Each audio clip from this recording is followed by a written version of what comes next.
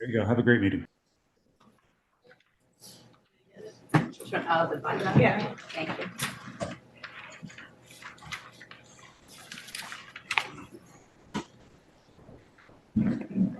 All right. The Scituate School Committee is committed to providing an environment of respect during meetings. We ask all members to interact in a polite manner, even when there is disagreement.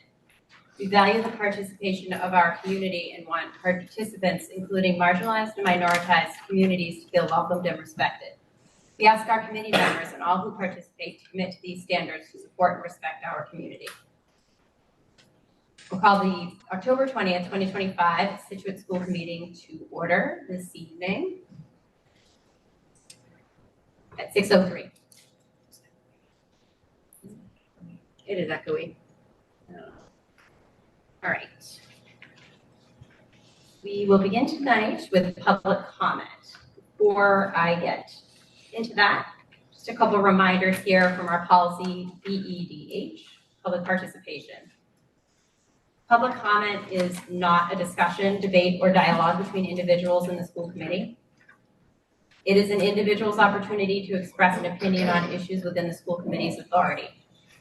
The public comment segment shall not exceed 15 minutes. Speakers will be allowed up to 3 minutes to present their material and must begin their comments by stating their name. Public comment shall concern items that are within the scope of the school committee's authority. I would initially like to invite any students who would like to speak for public comment first. You guys can come up first, and why don't you come up to the microphone here?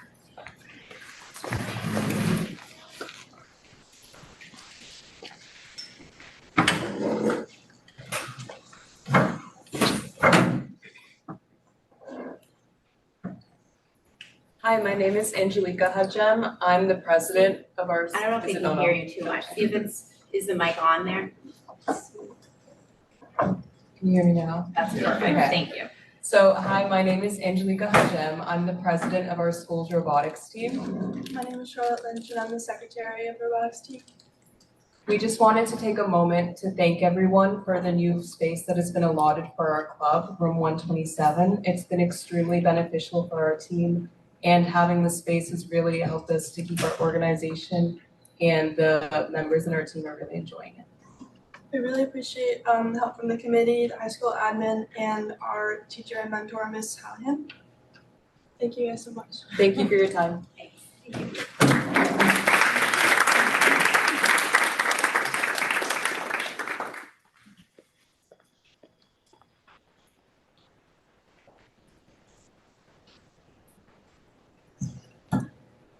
Also want to acknowledge anyone who's remotely joining us, that if you would like to participate, just raise a hand and I will do my best to toggle back and forth, of course, getting to everyone who wants to make a comment. Hi, my name is Shane Erie. My name is Madeline Popish. We're both coaches of the Scituate, captains of the Scituate golf team, the girls golf team. We cannot be more proud of our team and the progress we've made over the past 2 years we've been a part of it. We went from winning 0 matches in 2024 to being 1 match win away from states in 2025 to anticipating making the state tournament in 2026. However, this progress was abruptly cut short this September when our varsity coach, Ms. McGuire, stepped down from her position. The discourse surrounding this resignation is upsetting to both of us and adds undertones of unequal treatment. Shay and I please ask the school committee to aid us in securing a new coach and equal treatment for our team. Thank you. We are here in any way we can help. All we want is a good coach. Thank you so much. Thank you so much.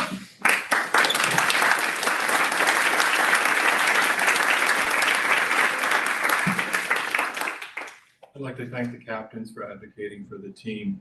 The one thing that I know, I spoke to the AD, and typically we don't post spring sports this early, but in this particular case, we are going to post that coaching position immediately. As a matter of fact, I think it's already posted. So we'll start gaining resumes for the position. I've also been talking to a couple of people to do a self-assessment, the Title IX self-assessment of our athletic program. and I spoke to the AD and the high school principal. That's also in the works, and I should be finalizing that this week.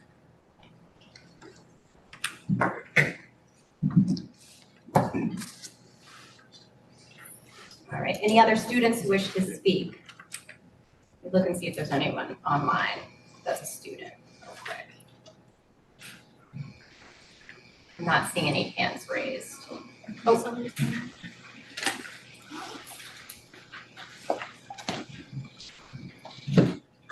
Hi, I'm Juliet Stewart. I'm a senior here. And I would just like to take a collective moment to thank Mr. Adams for all the work he has done throughout all of our school systems. I know it's been very impactful, and I think we all should just thank him for that.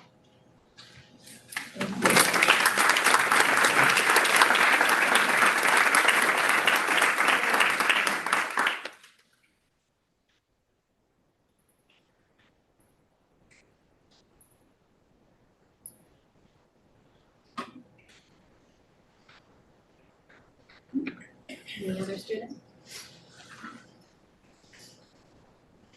All right. I don't see any virtual. Sorry, I'm also admitting people virtually too here as I do this. I don't see any virtual that I'm identifying student hands raised. Granted, I also don't see any student hands raised, so I just want to make sure that virtual hands are, that's working properly. But while that's just being checked on, anyone in person who would like to come to the microphone, please be my guest. Oh, I see a hand raised virtually, so at least I know that that's working. Hi, I'm Nicole Gracia, Scituate Public Schools educator and a parent of a Scituate High School freshman. I'm sure many of you are familiar with the classic game Jenga. Trust me, I have a point here. A tower of blocks interdependent on one another to sustain strength and stamina. Pull just one out and you risk toppling all of the work put into building this pillar. Maybe you can survive a couple of blocks, but that tower wavers. Its stability falters.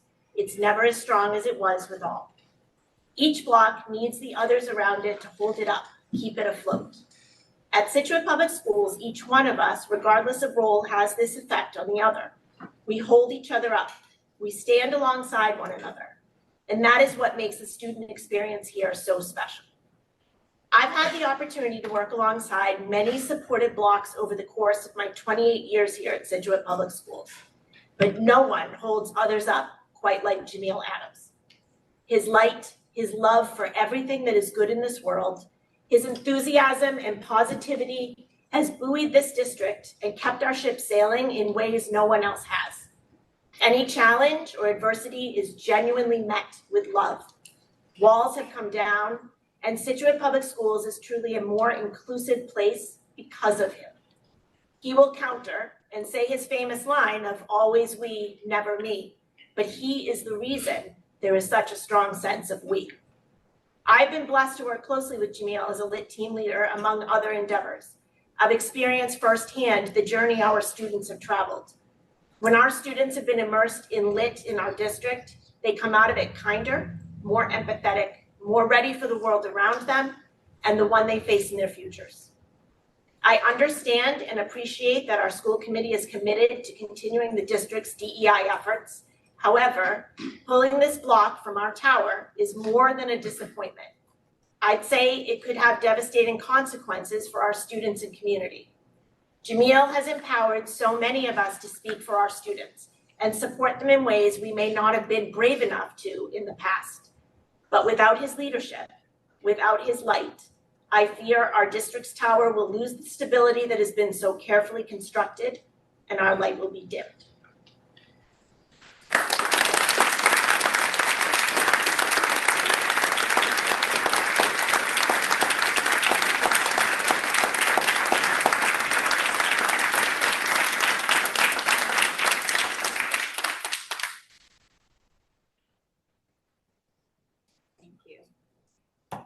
Thank you. I see some students who want to speak. Okay, do you want to come up to the microphone?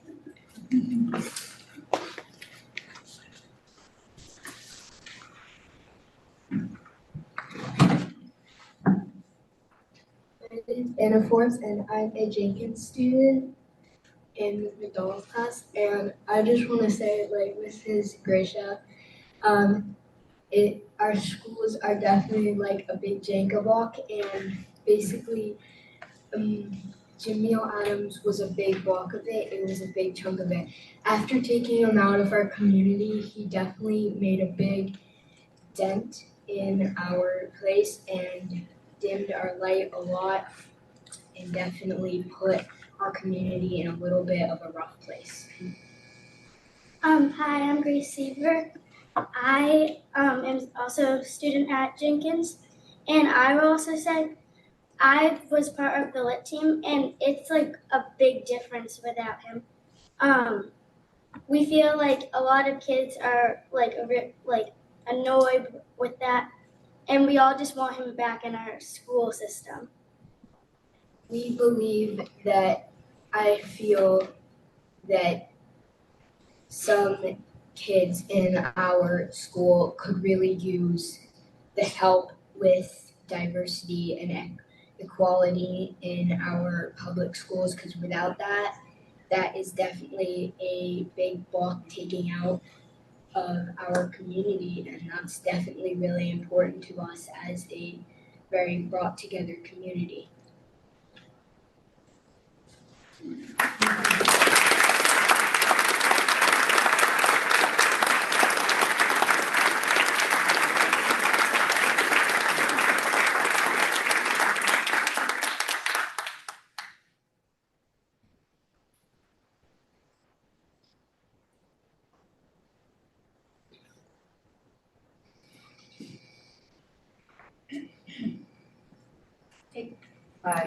One more in person, go ahead, you Okay. can go, and then I'll try to take a few online hands.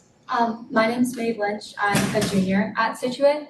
And I just wanted to say, the first time I ever stepped into the administrative building at the school, I was in 7th grade and I was going with Lila Gates. And I remember being so terrified of all the people in there just because I was scared that I was gonna do something wrong. I think I had trouble with the school, but I remember it was a really hot day right before school ended. And obviously I looked very visibly nervous. And the first person that came up to me was Mr. Adams, and he offered me and Lila ice pops. It was just a really fun memory, but I remember that was the first day I'd ever met him. And when he started This Is Our House, I believe 2 years later when I was a freshman, or maybe it was in 8th grade, I'm not completely sure. But I just know that every single student has looked forward to This Is Our House every single year.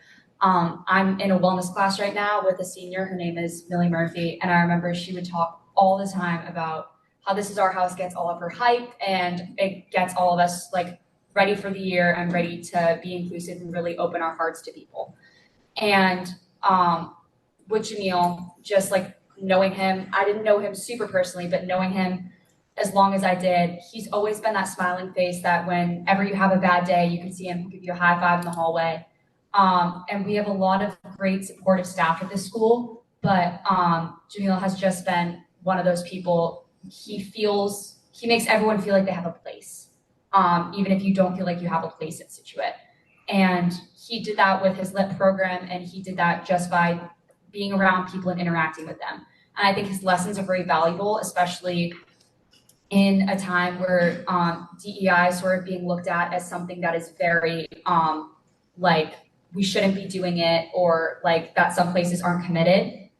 And I feel like his presence of working at the school and being at the school has really made it look like, and it has made it like our school district is very committed to continuing DEI, especially in a time where that's really difficult to do. So I just wanted to say he's an amazing person, and I think we were all better people with him in the building.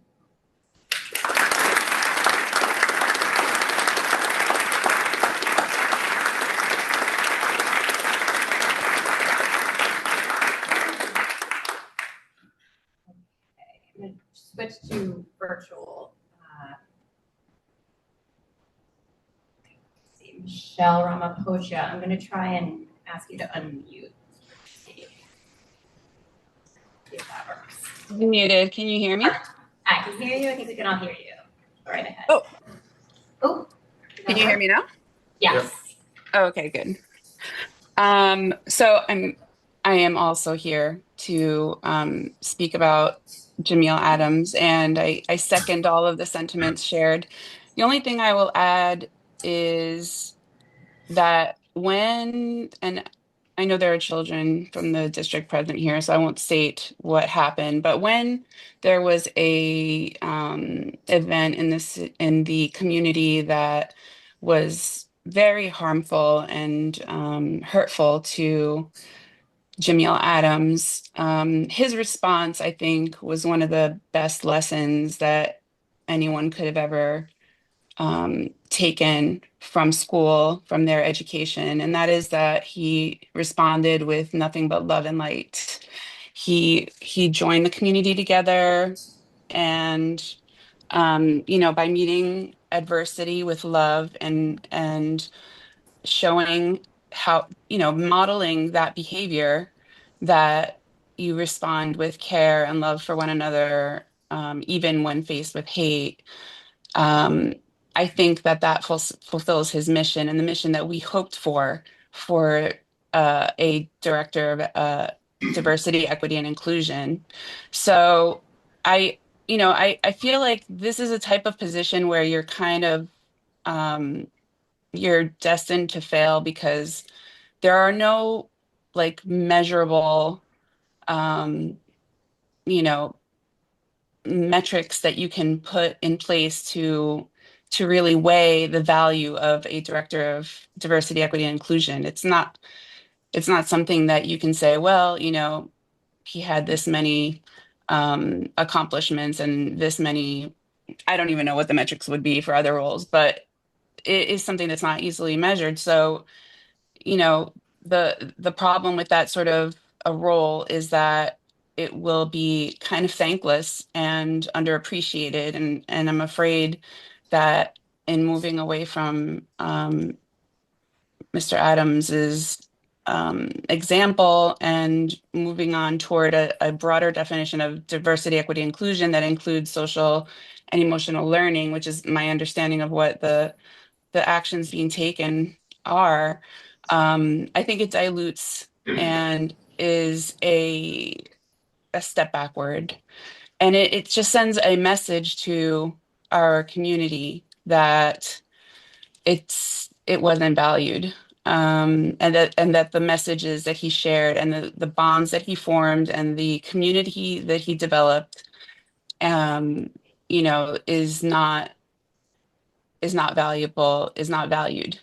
So I just want to say, and I know the school committee does not decide on Jamil Adams's employment.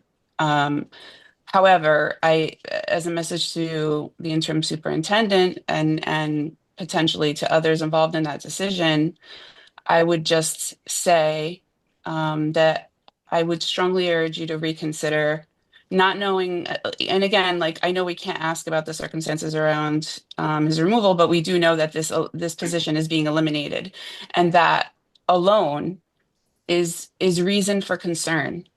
And it does look like we are capitulating to a political climate that undervalues DEI. So I ask that we don't do that. I ask that we value Jamil Adams's work for the intangible, beautiful progress that it brought to our district. Thank you.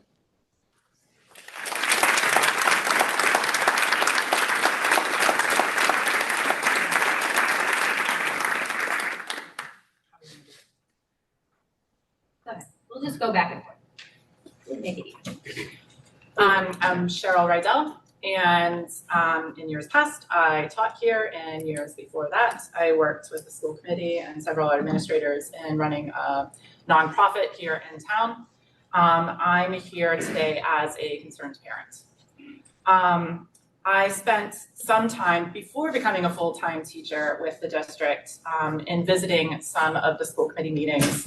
I don't envy any of the positions that you guys are in. I am glad that I don't have to make these decisions. But one of the things that these comment sessions allow us to do is to make sure that we are crystal clear in accountability.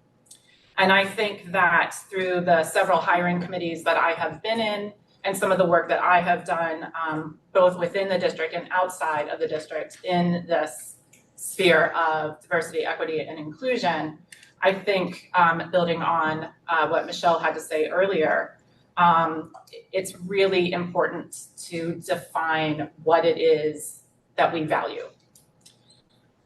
But it's also equally important to make sure that we are using metrics to see whether or not those values are being instilled. And I think one of the areas that we continually fall down in is assuming it's all going to work out or not having those metrics ahead of time to determine whether or not a job is being successful or making an impact. And I've seen this several times over, both as a parent and within in my teaching position within the district. I know that we are in an unusual time in the district with a change in leadership. I think that the change in leadership was somewhat destabilizing for the trust that we have in some of the decisions that have been made. And as the public, we can't always be aware of every aspect of what informs certain hires or what convinces people to leave or any of those things. We're not going to be privy to all of that information. So what we're being asked to do is to trust your decision powers. And I do trust. But as a person who is invested in equity, I also know that we have to verify. Verification is a really important part of the trust. And one of the things that I think is important to understand is whose voices were sought in discontinuing a position that means much to a certain set of people, and whose voices were missing. That's one of the concerns that I have. The other concern I have are what metrics are used to decide whether or not this position was successful or necessary or something we've evolved past. Because it certainly seems that if we're saying that our needs have evolved or changed and that we require more, then I'm not sure creating a new position for somebody with a larger purview makes sense. It seems like we're deemed to failure to add additional responsibilities, both administrative and forward-facing. So I think transparency is difficult in some of these situations, and I'm really glad to see the follow-up email from the school committee that said that they would do a listening tour. I'm glad to hear that. I also question why that's necessary if we've already decided that a new position has to be created, because I would have assumed that those voices were sought beforehand and this was a more informed decision. So I question what the process was. And I think that's another point that we need. If we can't necessarily understand all of the details of the decisions that are being made, and certainly most of us do not, then we have to trust in the process. And at the moment, the process of creating these jobs or ending the positions, that process, whose voices, how that's decided is not clear. It's relatively opaque. And so I would urge some additional work in this sphere to make sure that if we are in this position again, that we know the data and the metrics that are being used to help guide these decisions, and we're not blindly forced to just trust a process that we don't know exists.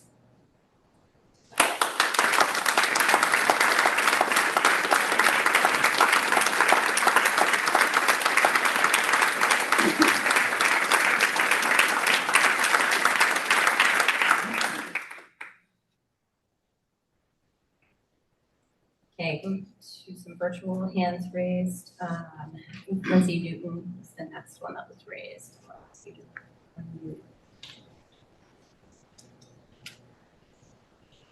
Hi, can you hear me? Yes. Hi, thank you everybody for your time tonight. My name is Lindsay Newton. I'm the adjustment counselor at Gates. I do not live in Scituate, but have worked in Scituate for many years now. I'll keep this brief, so I'm not going to repeat everything that people have said regarding how wonderful Jamil is as an individual and all the work that he's done. But my perspective as an adjustment counselor, I also hold a certificate in anti-racist education. So I feel like I'm uniquely suited to give an opinion on the idea of transitioning from a DEI position to an SEL position. In my mind, we're actually doing it backwards. SEL should fall under the umbrella of DEI, not the other way around. Because if we stop and think about SEL, those are skills and strategies that you're teaching children around self-awareness, social awareness, self-management. But those skill development cannot be done without a greater foundation of understanding differences, diversity, equity, the idea of belonging. So I urge you, as someone who absolutely should, in theory, love having a new social emotional leadership position, at the same time, it has come at the expense of a DEI position. And I really recommend more thought being put into how we can re-envision an existing role, regardless of what personnel you want in there, rather than taking away a position entirely and creating a new one. I just will also echo the optics of this from the national climate of the politics. Like, we look at, like, as a town that we're cowing to some sort of bigger issue of not wanting to continue DEI efforts. And I just urge you to really think if that's what's quote unquote in the best interest of our students. Because as a person who is in the schools working with our children, I do not see that this is the step that we should take now. So thank you.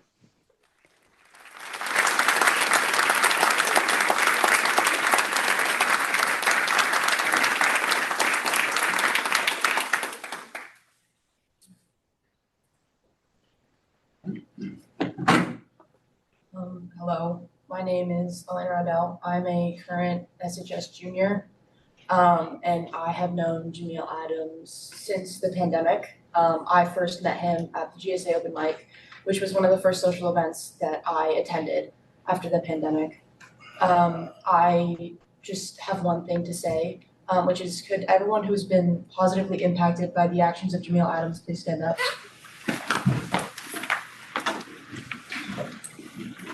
There's a large population of students here today that I wish to acknowledge that I may speak for some students, maybe not for all. I personally believe that we were not consulted for this decision, and I feel like it negatively impacts us.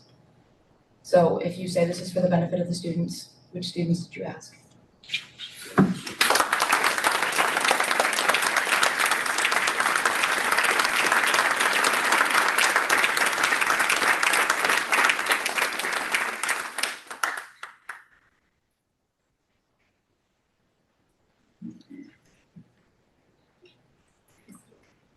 Sorry, I'm not good with timekeeping, so I apologize.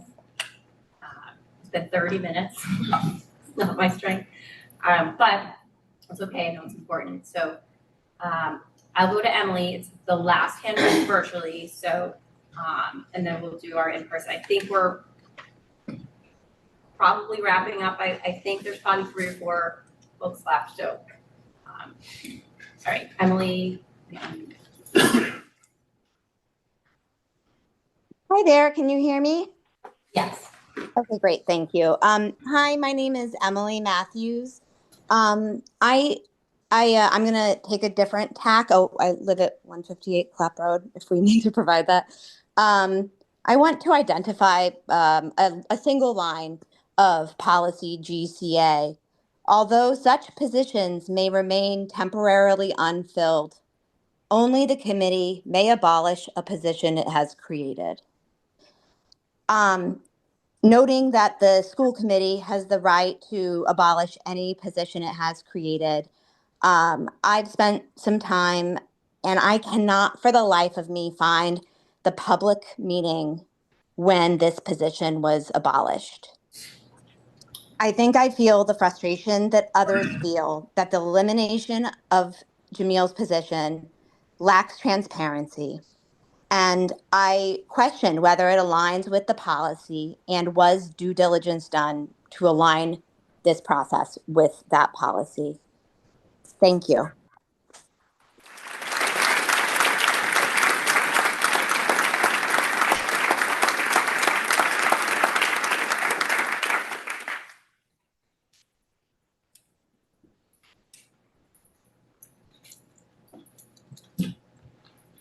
My name is Dina Dre. I was born and raised here in Scituate, and I'm now raising my own children here. Children who have gone through or are currently attending Scituate Public Schools. As a Black woman, a mother, and someone whose daily work is to advocate for underrepresented students, I feel a deep responsibility to speak tonight about what many of us see as a troubling shift in our district. A dismantling of the supports that were intentionally built to protect and uplift marginalized individuals. On Friday, a district-wide email went out announcing a shift towards social and emotional learning, framed as an expansion. But to many in our community, it felt like something crucial was being stripped away. The language of inclusion is still there, but the action behind it feels like reduction and not growth. Within minutes of that email being sent, my phone lit up with parents, staff, and students reaching out, confused, angry, heartbroken.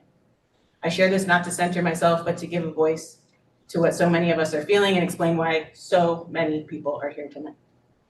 Jamil Adams is not just a colleague, he is a dear friend and mentor. And he has been a beacon of light in this community. The town of Scituate and the Scituate Public Schools owe him a debt of gratitude that cannot be measured and can never be repaid.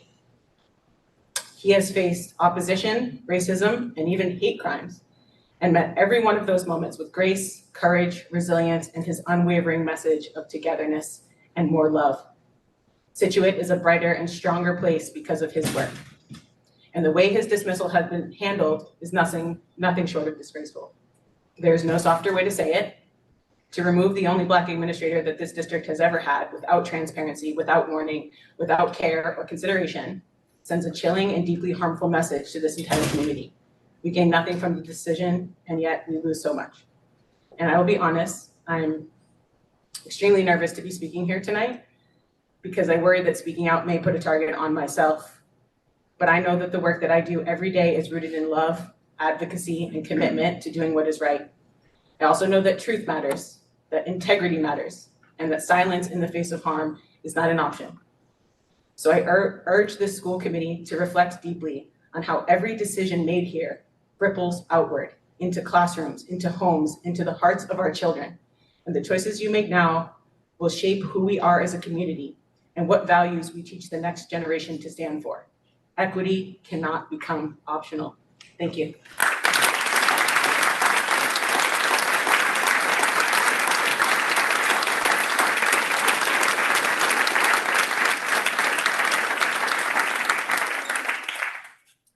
Hi, I'm the Reverend Natasha Stewart. I am here tonight both as a parent of 2 children in the school district, as well as the priest at the Episcopal Church here in town.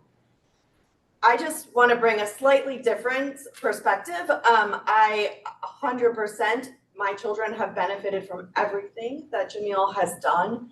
I have been a huge supporter of his work here in this district, in the schools. But as a community leader, he has brought his work into our community in a way that is absolutely invaluable. He has partnered with so many different organizations, and he has shown up over and over again at community events to continue the message of DEI work that is so important. And he's taught our students through that it's important to show up when you believe in these things. I do feel very strongly that eliminating his position, and particularly him, honestly, from this from the school district is not just a loss to our schools, it is a loss to our entire community. And I echo all of what people said also about the transparency of this, about our opportunities to come and speak about this before decisions were made.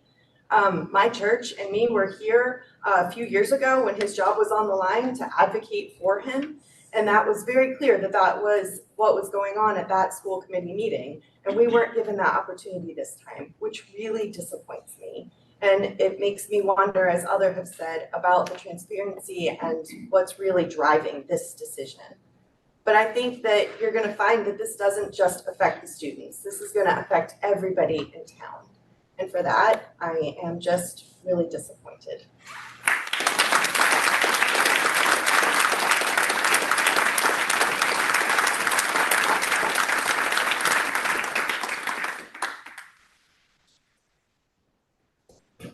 Hello, my name is Lorraine Jones. I didn't prepare anything tonight, but I was inspired by our youngest speakers, so I thought I would come forward.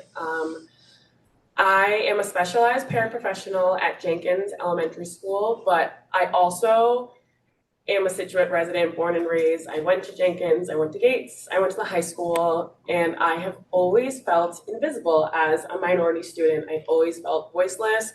I've always felt powerless in the school system as a child and as an educator until I met Jameel Adams.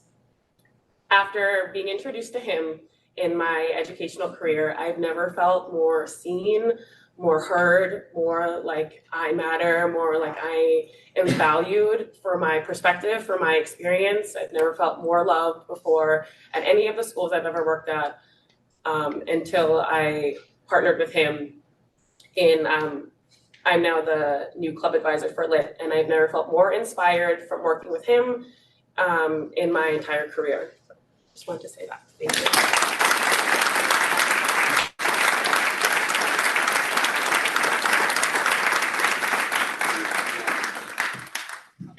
My name is Kate Sullivan. I live in Scituate. I'm a parent of children in Scituate.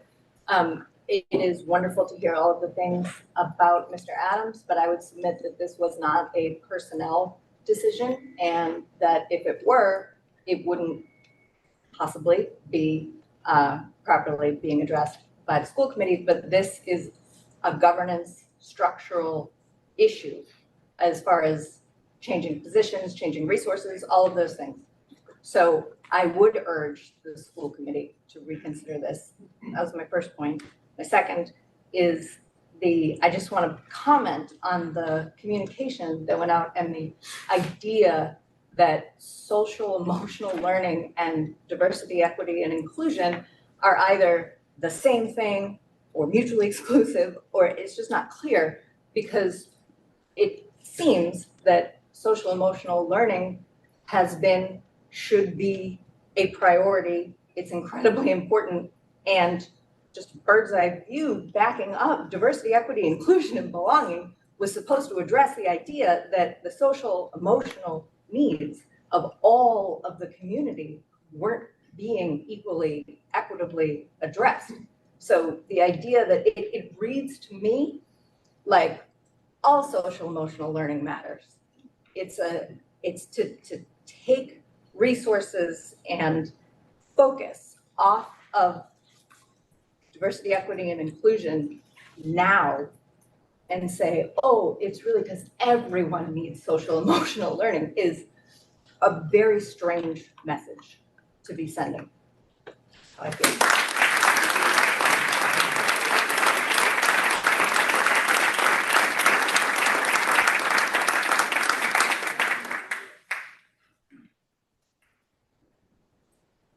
So we're gonna cut it to 5 more minutes or so here. So I'm assuming these are the last 4. Jayla is a student. Yeah. Okay. Let's go to our virtual hand raise here. Jayla. Hi, can you guys hear me? Yes. Okay, my name's Jayla May, and I'm a junior at Scituate High School. I am also a MECA student, so which means I am a Black student.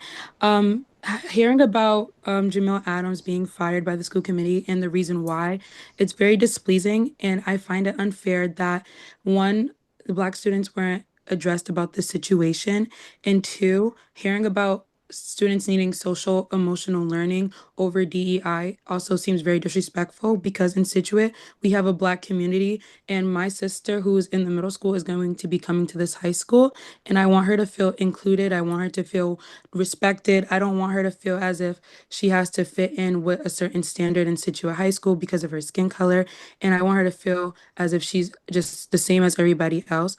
I don't like to hear that Jamil has to leave all because of a social emotional learning curriculum that the school committee is trying to create. It doesn't really make sense to me. And honestly, if this was going to be a decision the school committee was going to make, they should have addressed it to the Scituate High School in general for students to put their opinion on it. Because if it wasn't for Jamil Adams, I wouldn't even be where I'm at today. I wouldn't be performing. I wouldn't be advocating for Black Lives Matter. I wouldn't be advocating for diversity in general. And him him just being there for all the Black students, in the Black community of Scituate High School, it made me feel welcomed and it made me feel more confident in my own skin tone. And also another thing, I heard about the superintendent's backstory and background, and I also feel like it's really unfair to have this happen. And I personally do think it's a personal type of decision that he decided to make. Despite Jamil's impact on Scituate, the school committee still decided to fire him, which is just honestly disrespectful and offensive to me, and most likely to the whole Scituate school community. So just I'm actually asking you guys to take consideration on how his presence affects all of Scituate and how he radiates positivity. That's all.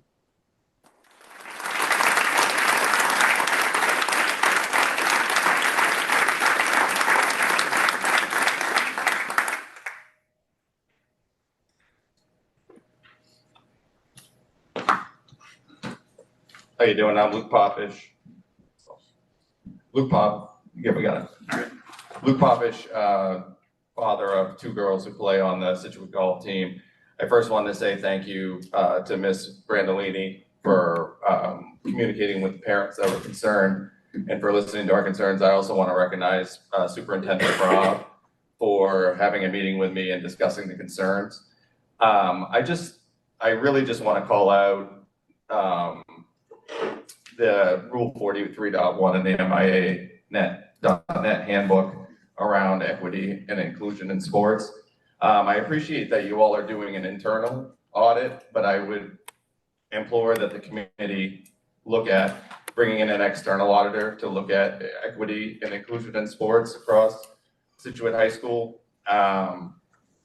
I have a laundry list of things I wanted to say, but we're obviously way over time, so I'm going to just say, in addition to the equity and inclusion portion, what I would like to see for transparency, not just in the public school budget for athletics, I would like to see an audit on the booster money raised and where booster money goes to.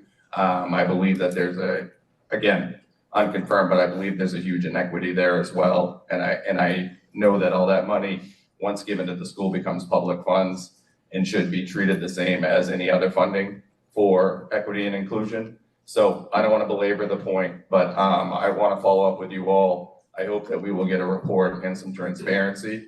I appreciate the internal, but if I was going to audit myself, I would pick a friendly auditor, if you know what I'm saying. So I'd really like to see someone external look into all of the finances around public school funding for sports. Thank you.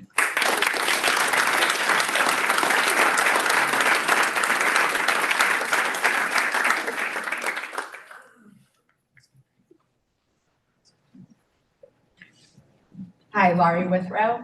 I just wanted to acknowledge that, well, first of all, I've been attending school committee meetings for, I think it's going on, it'll be 20 years. My oldest is 26 and a half. And if I don't attend them in person, I watch them now since 2020 online, or I try to watch the recordings on YouTube. So I've tried to stay on top of most things. And I just want to acknowledge that at a few of the meetings, most recently this year, I'd like to acknowledge that the school committee on multiple occasions, I think most recently even in June, Ms. Brokowski, or in March, I don't know the exact dates, but there have been definitely instances where it's been brought up to ask about return on investment and the ROI of the department. And this isn't something that, with true transparency, it's been talked about. This has been brought up on multiple occasions under the leadership of Mr. Burkhead and Jamil, and that questions have been asked. So to the community that's here, I just wanted to acknowledge that this isn't something that's come out of nowhere. Like, I've heard these conversations in these meetings where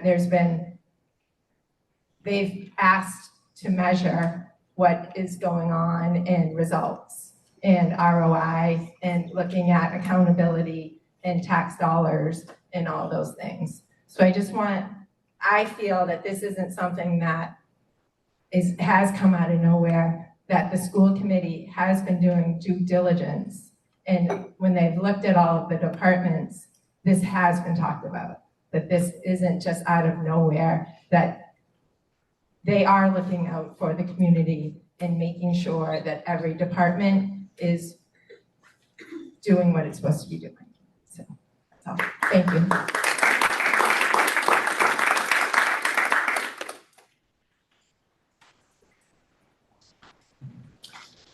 Thanks, I'll make this brief. Josh Roman, father of Ben Roman, who's a senior. He's also Asian student, so representing the Asian community here. So excited that SEL is coming in. That's great. That should have been here all along. Really sad that Jamel is leaving, and won't get into the specifics because I just don't know. But the fact that the school board and administrators, et cetera, would in any way suggest that SEL and DEIB are somehow overlapping or that one is a superset of the other shows a fundamental lack of understanding of what SEL is and what DEIB are.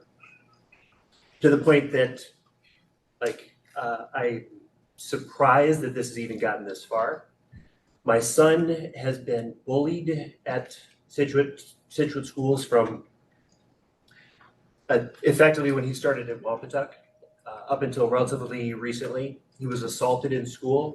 He's been racially harassed, et cetera. And the administration, though, has made decent moves in the direction of trying to make things better. He does not feel safe here as a student, as an Asian student, et cetera. And so the removal of DEIB, even though he's a senior and will probably it'll be too late for him to take advantage of any of the benefits, additional benefits, is a slap in the face to the Asian community, it's a slap in the face to any historically marginalized community. And unfortunately, though I'm sure all of your hearts are in the right place, it just reinforces that Scituate is not a safe place for minorities. And that is unacceptable.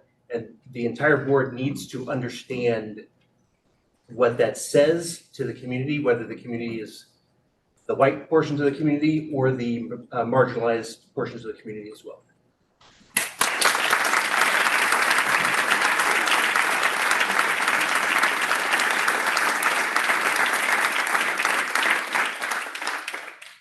Thank you so much to everybody. I'm Elizabeth Robinson. I'm a heartbroken parent, a lifelong educator, and also a member of the Freedom Team, which hasn't come up yet, but was another contribution that Jamil ran. There are 7 of them in Massachusetts, bringing together point people in the community to deal with any incidents of racism or bias that come up in the community.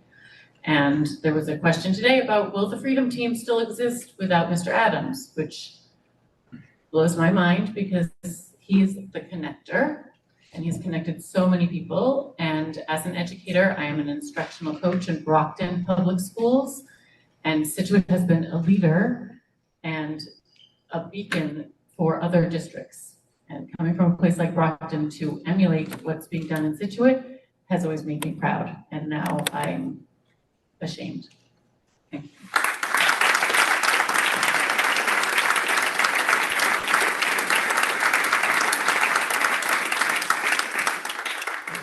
So we are approaching about an hour of the 15-minute public comment. We have 2 more hands raised remotely, which I will take, and then I'm going to close the public comment down. I'll let the final 2 in-person people go to, because I think that's only fair. You did stand up after all. You brave, you stood up, so you get to go. And then, so our last 2 hands raised remotely and our last 2 in-person individuals, and then that'll wrap us up for tonight. Please feel free to email the school committee at scit.org. We are hosting office hours, Maria and I. Those will be ongoing. Hope to keep that up. Dr. Rob's hosting his office hours, going to be starting as well, so we're accessible. Please reach out. We hear you, and we have, we are accessible, like I was saying. But let me take these remote hands first. Amabola, you are. Oops. Can you hear me okay? I can. Can you hear me? Yes. I'm very sorry that my video is off. I'm in Scituate and Absolutely fine. hello? Hi, we can hear you. Okay, thank you so much. And I apologize for the technical issues. I really wanted to show some respect for the people who came out tonight in such large numbers to show support for something that is so critical to the endurance of Scituate as a cohesive community. It's completely false that diversity initiatives only benefit Black, Brown, and minoritized students. Let us think about the kind of future that we would be offering to our white students in Scituate who would otherwise think that the world is a completely dangerously isolated place. Without a dedicated platform for equity, human rights, whatever language you choose to use, we are hurting all of the students in this town. Let us not confuse ourselves to think that it's only a fragment. I would also like to ask how students were included in the decision-making process as our town mission and vision requires. Secondly, how does this administrative decision reflect the district's written long-term strategic plan? How will the process be documented? How will it be reported for the next DESE program monitoring? And finally, that this decision does not reflect current educational research-based practices. In fact, it is widely known that SEI is a component of what some people call DEI, but what has been around since the civil rights movement and before. What kind of pedagogy are we committing ourselves to here, and with whose input? The long-term effects of what we do now will last for countless generations. Let us be very careful. Thank you.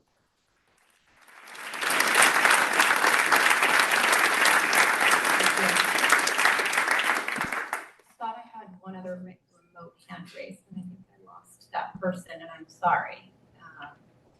It was, there it is, Faithia. Faithia, let me unmute you.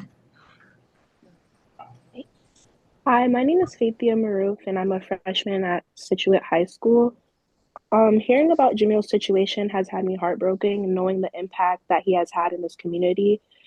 Getting rid of the DI system, in my opinion, is not really a great decision. And knowing that Jamil is going to be gone because he was one of the biggest advocates for MECO students, or just helping people be included in Scituate, it's really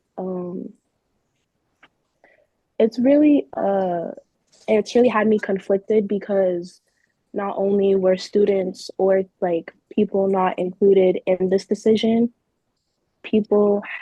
students are very disappointed by this decision that the committee has made. And getting rid of Jamil, knowing that he's going to be gone, it also is worrying me about how it's going to affect the MECO system and other Black or diverse situations. It's very overwhelming. And I just want to say thank you to Jamil for being there for people and making them feel comfortable and included in this community.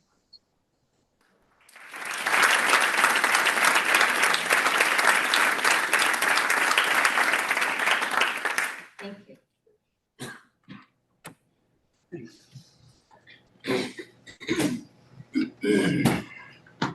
I have no prepared statement. I'm Tom Evans. I'm from Whitman. I am the founder of the Whitman Freedom Team, and it wouldn't exist if it hadn't been for Jamil. Jamil has changed my life. You say in 80 years, how can you change? I changed because I listen to him. I see his model.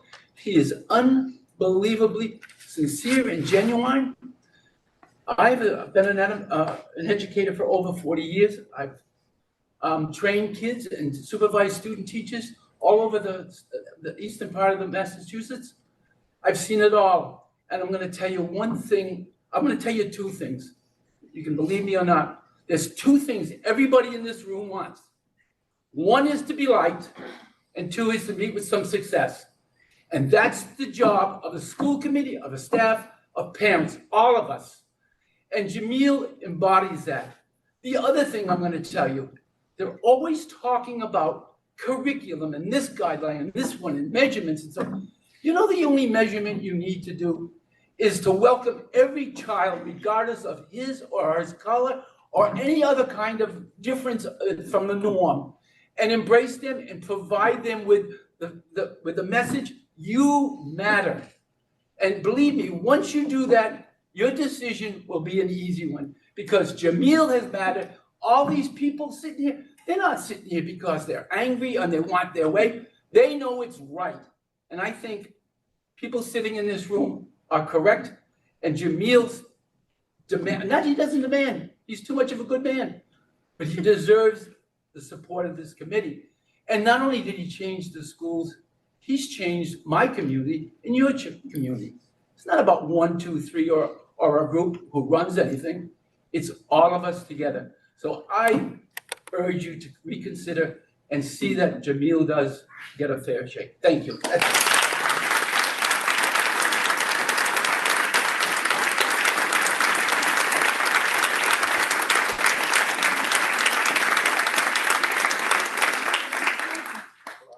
I'll try to keep this brief because I know we've run quite a while over time. But, my name's Noah Carmond. I'm a junior at Scituate High School, and when I received news that Jamil had been let go, or however you want to phrase it, and I mean, my gut just sank. I'm openly queer. I'm part of the GSA, and it's not a great amount of recognition that we get to begin with. And he was kind of one of the biggest supporters of us and of the queer community in Scituate. And knowing that he's now no longer a part of the Scituate High School or Scituate public schools system, and losing him along with the discontinuation of our DEI programs, it's really scary, just from my perspective, and I know from a lot of other people's perspective, that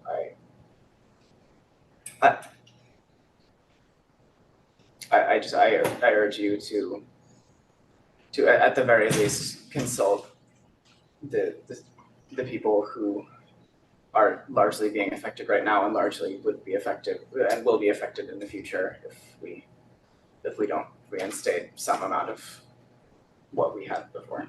Thank you. I'd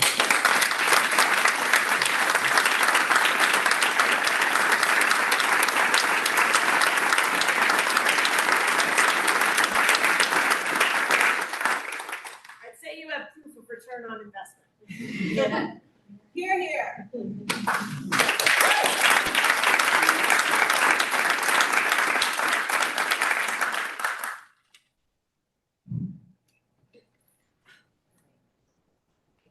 Break it.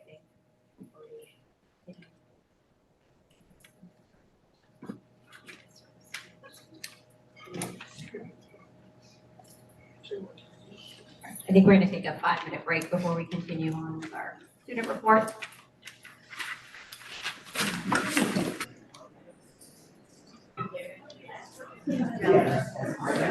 All right. Okay, we're going to start again here. Go on with our student report.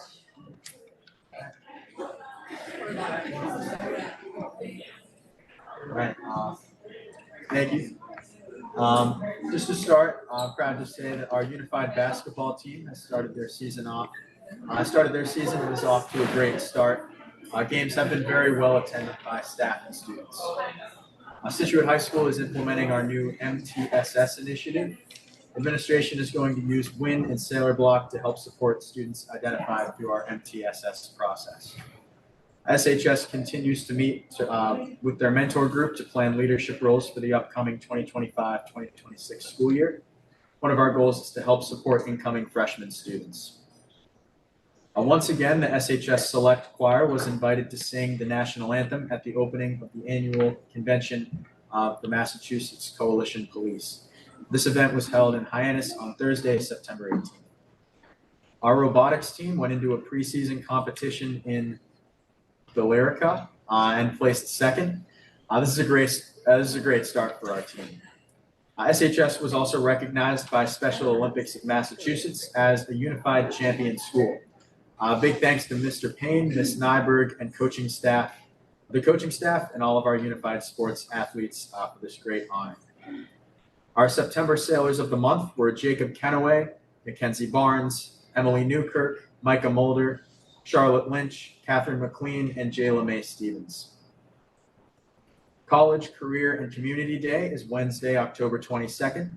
Freshmen will work on MyCap and team building activities. Sophomores will go on college visits and attend the Sheet Metal Union in Boston.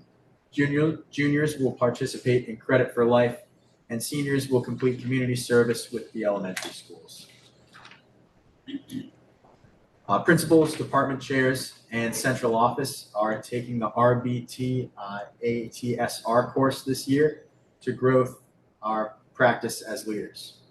Throughout our work with RBT and reviewing the research, there are Tier 1 classroom practices such as classroom objectives, formative assessments that have a high impact on student learning and are the focus of classroom lessons. Scituate High School is excited to take part in these Tier 1 practices to help students reach new heights. For guidance news, Financial Aid Night, the SHS Counseling Department will host a financial aid presentation for grades 9 through 12, parent and caregivers on Tuesday, October 28th at 6 in the Performing Arts Center. While the information is geared towards senior families applying for financial aid this year, all grades are encouraged to attend, and this event will not be recorded. A preliminary scholastic aptitude test and national merit scholarship qualifying test. The PSAT will be administered at SHS on Tuesday, October 28th for all 10th graders and Wednesday, October 29th for 11th graders during the school day. All 10th graders will take the PSAT free of charge. 11th graders must submit payment online to register by Wednesday, October 15th at 5, which is already next. Thank you. Thank you so much for the update. What's going on at high school? Thank you. All right. Dr. Rob. Thank you, Madam Chair. I'm pleased to present Irene Poole as the Interim Director of Business and Finance, and I'd ask her to join us at the table where she'll be sitting after tonight. You do have her cover letter and resume in your packet, so you can take a look. She's a licensed school business administrator with experience and an MBA. She has budgeting experience from work in public school districts as well as municipal knowledge and expertise on her town finance committee. So she brings both sides of the coin there. In her cover letter, she says, I will provide you with a perfect mix of experience without excess baggage and fresh enthusiasm without naivete. She had to get that point. So we had 3 candidates who applied. This is a tough position, an interim position. And we formed a committee with Ms. Brandolini, Ms. Fenwick, Ty Fluker, our Human Resources Director, Sydney Seesaw, and Ryan Lynch. And after a wonderful meeting, we moved her forward to the school committee for consideration this evening. Excellent. Thank you. Questions from the committee, comments, anything? Take a motion. I'll make a motion that we vote to approve Irene Poole as the Interim Director of Business and Finance at Scituate Public Schools. Second. Okay, all in favor? Aye. Well, thank you very much. Welcome. She starts tomorrow. Yes. Thank you very much. I'm very excited to be here. Thank you very much.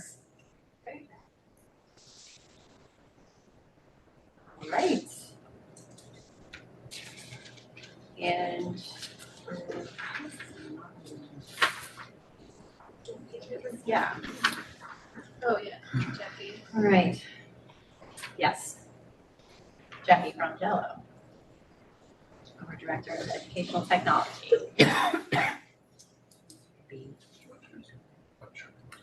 So I've asked Jackie Frangello to join us at the table to go over our new website. We launched the website on October 3rd, and it's been real exciting. And we wanted to Jackie just kind of walk us through the highlights of the website and then allow the committee to give us some feedback and actually open it up to the community for feedback as well. We're always looking to improve the website. We're always looking to make it better.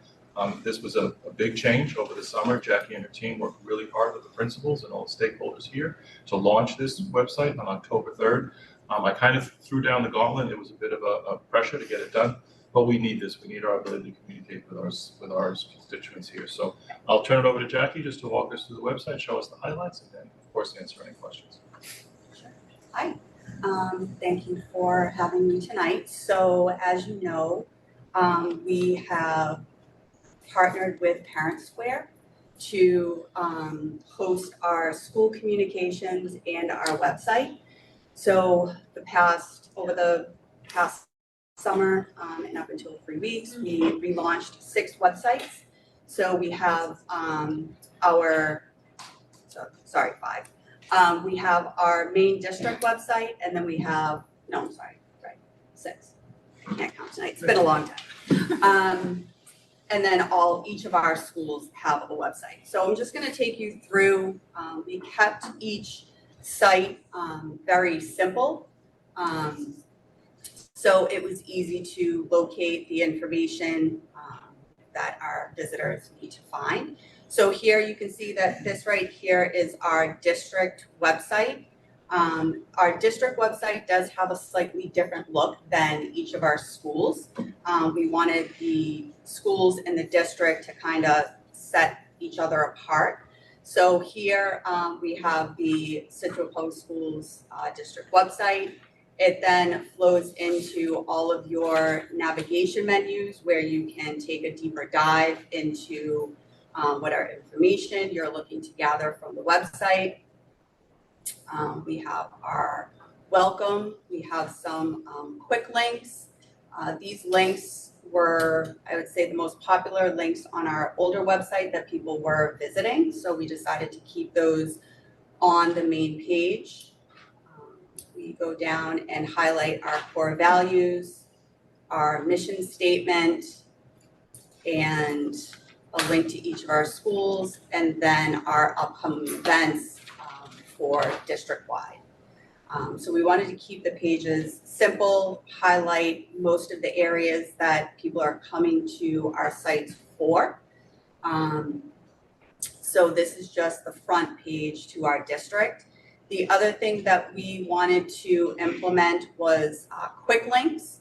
So up in the right-hand corner, we have quick links to each of our schools. So instead of having to click through 3 different layers, like we had to in the past to get to a school, the district site as well as all of the school sites will have these quick links in the upper right-hand corner where you can easily jump to each school and then also jump back to the district if you are at a school level site. So here you can see we have our quick links to our schools.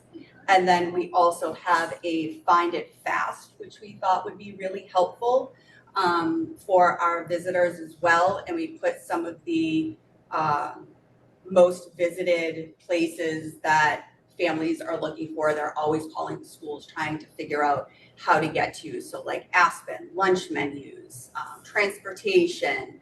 And then this website, I will kind of point out, does have a staff directory. It's a pretty basic staff directory, but it is something that was a missing factor in our other website that visitors would come to the website looking for. So our staff directory does list out the staff at each school. The staff directory on the website is sort of like a whole where it has the entire district that somebody could search for if they were looking for someone in particular. So we thought it was important to kind of have that under the Find It Fast as well.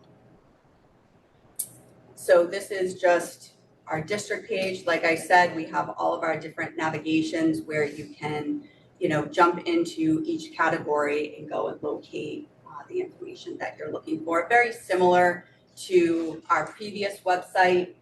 We didn't change the navigation too much. We did condense some things down, but not enough to really make that big of a impact.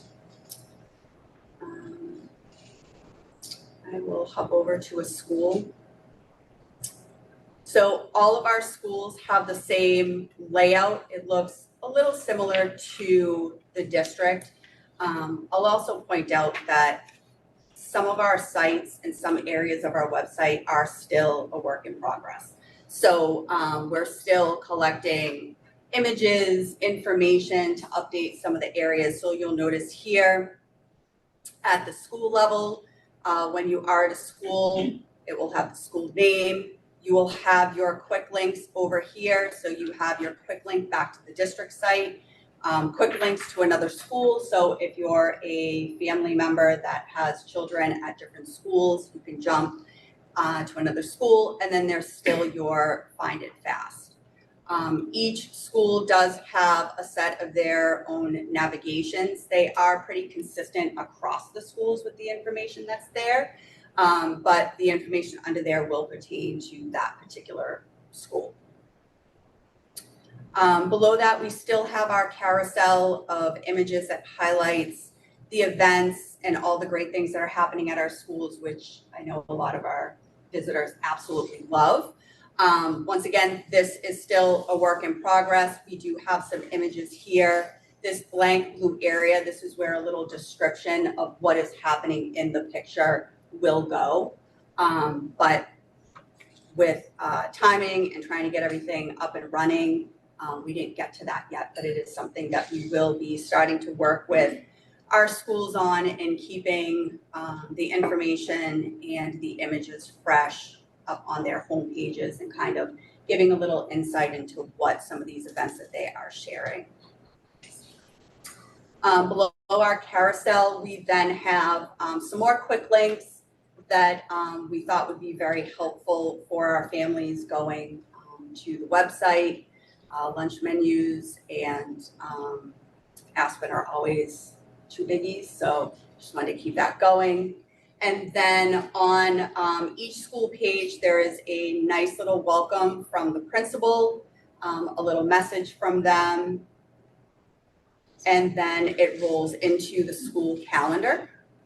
And that's pretty much it for the main homepage of the school. So each school page, no matter which one you go to, is set up relatively the same.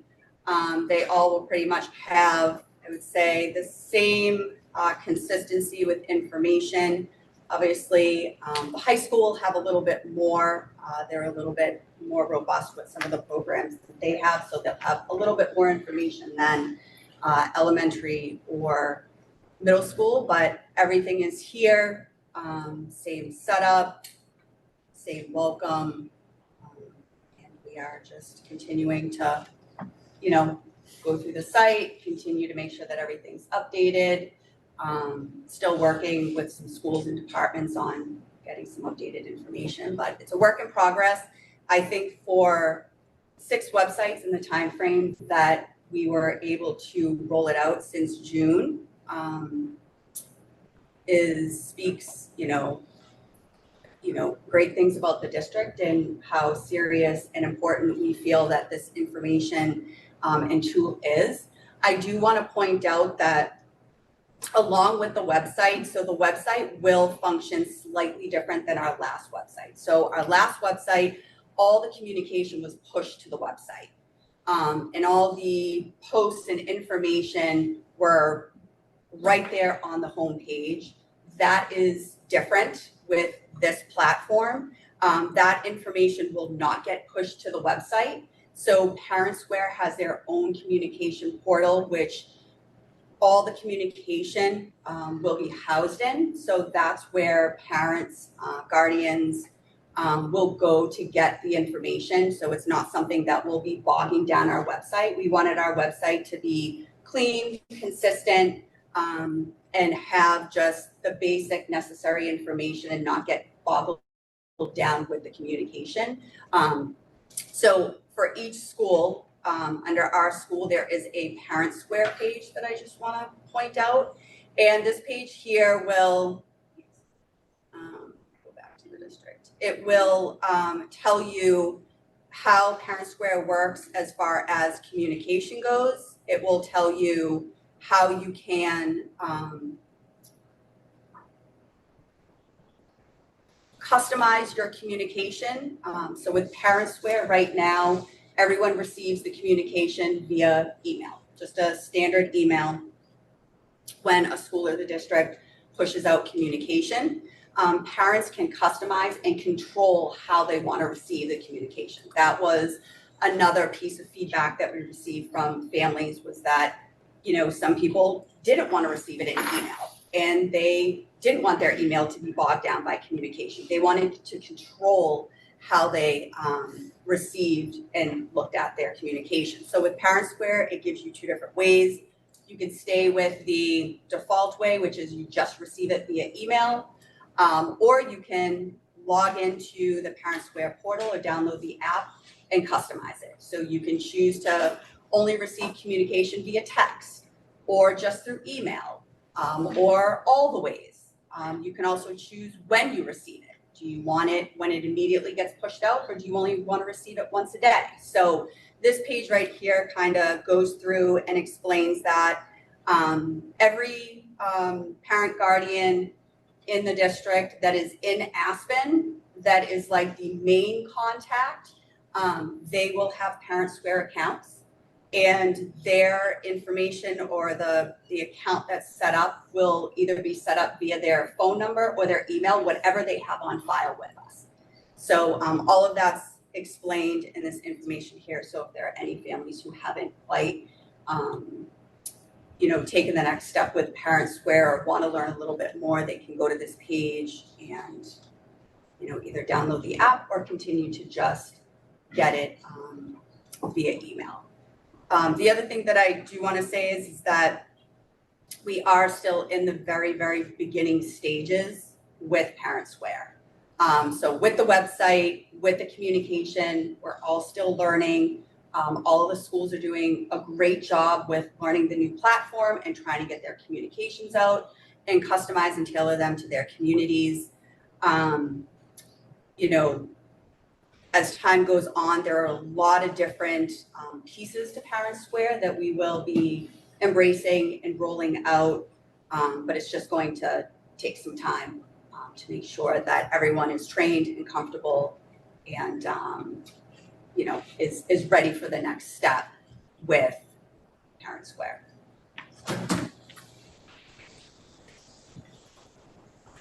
Thank you so much for the update. Anyone have any questions?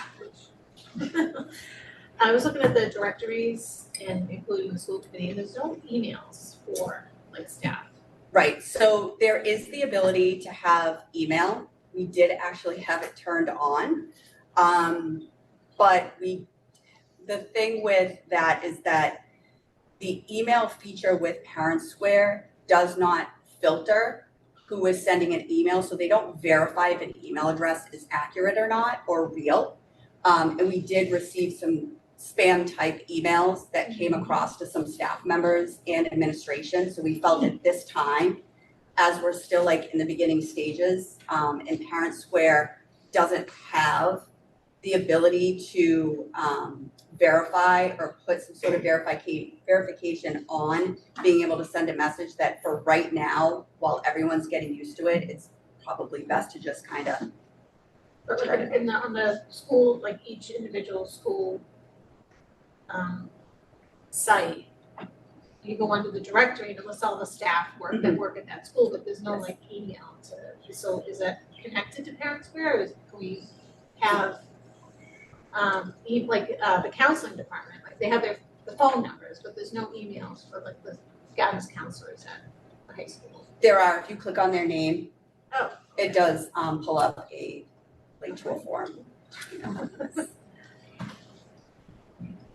I was just curious about analytics data. I think Parent Square allows us to better understand. It does. Whether or not parents are actually opening and reading Correct. things. I was just curious what you've noticed there, not that we have anything to compare it to, but if you're seeing like a good uptake on usage and opening and reading of stuff that's going out.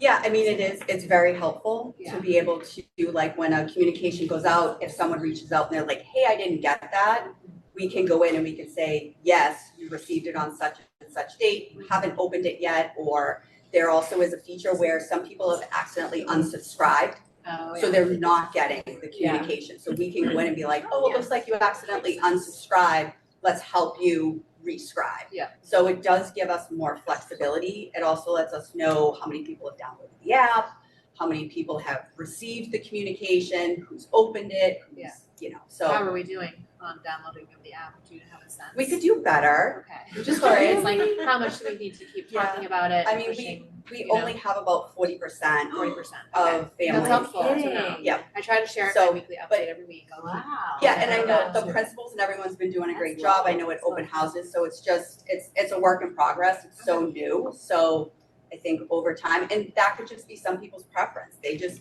may prefer receiving an email less. So, but we'll keep at it. Thank you. In order to get an email about Parent Square, do they have to go on Parents? No, it comes right into their inbox. They still get all the So they've emails. also getting all so they've all, communication. okay. There's not. So when that box pops up that says send us a message, like you said with the school counselors, that's going to their actual email. Correct. I tested it on ours. It does work. Yeah. But like for the other, so the general, every school has their school directory. And it just says what they do, but like, is there a way to contact that particular person, like a teacher? Yes, like I said, we did have it on, but there were people that were going directly to the staff directory and then sending a spam type email. And although some of them were lovely, we kind of, at this point, we just want to avoid anything spammy coming through. So while it's still new and everyone's trying to learn, it was helpful to just kind of take that away for right now. And they can also always go to ask them, correct? they can, and there are instructions on the staff directory page on how they can email a staff member. Yeah. I know your wish list is probably, infinite miles long, but I have to say, I think it looks great, and I was looking at it on my phone because I wanted to see how it translated. It's looking really good, so I love that. One thing I love about the PDF calendar is at the bottom, it has the school hours and half-day hours for all the schools. And I was fussing at home today because I was looking all over the website and couldn't find it. I didn't know if there's a way on the district, when it shows that really cool calendar of what's going on today, if there's some place in the corner, or I know it's in the main office of all the schools, but for folks who have kids in multiple schools, it's just a really quick view. And I didn't know if that was something, I forget, I'm sorry, that's my idiocy, but I do forget like when my kids get out of school and if I have to pick them up. So it's just nice to have it in one place, but again, it's not like mission critical, but just yeah. Okay, but I think it looks great. Thank you for all the work that you've done. It's amazing. I love the mobile version. Huge improvement. It's a huge Yeah, it is very huge improvement. The app is fabulous too. If you haven't downloaded the app, especially if you have children across different schools, it is so nice to just pop in and out, and it's. I haven't downloaded The Parent Square it app, because you mean. I did The Parent Square app. Yeah, So, yeah, really you could just toggle between the schools. It's good. I'm gonna be honest, Really I feel burnt. Look, I felt very burned by the old app, so I've been very hesitant to download it. I'm one of the 60% who have not downloaded it. Oh, boy. I'm sorry. Do as I say, not as I do, right? I'll download it tonight. Thank you so much. Yeah, thank you. It's great, really great work. Thank you. Yeah.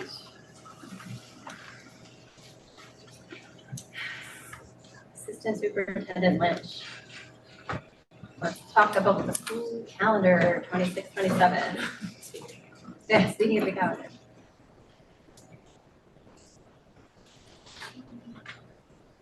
Would you like me to project it? That'd be great. I'm not sure it will be I mean, it's maybe hard to see, but in the interest of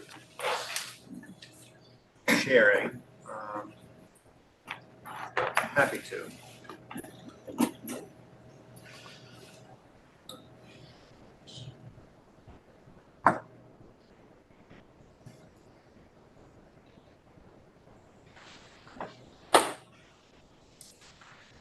I'll talk about it so people can understand it as well.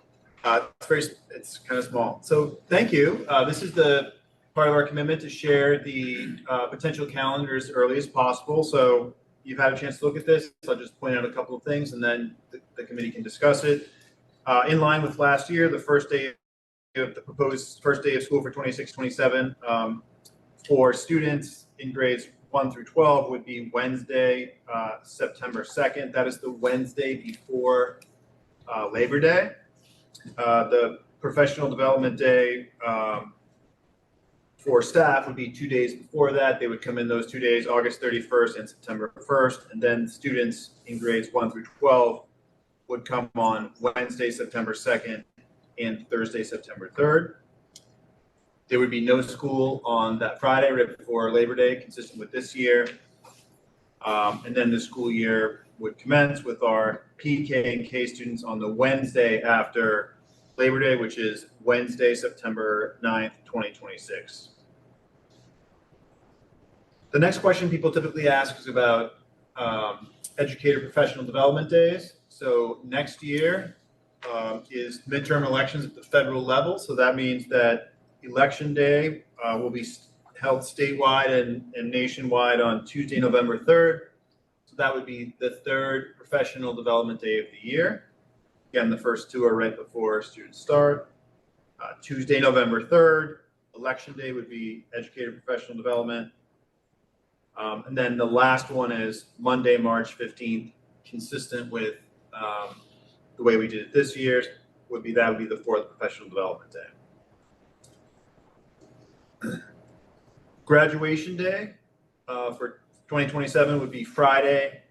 The proposed day would be Friday, June 4th, which would be after the seniors' 168th day, which they're required to attend.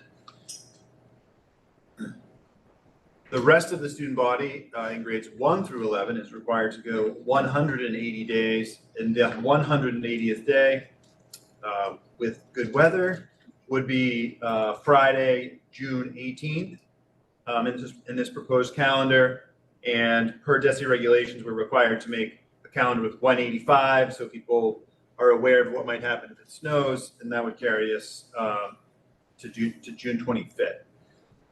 So this is the proposed calendar with those key dates identified, and we're happy to take any questions about this first draft.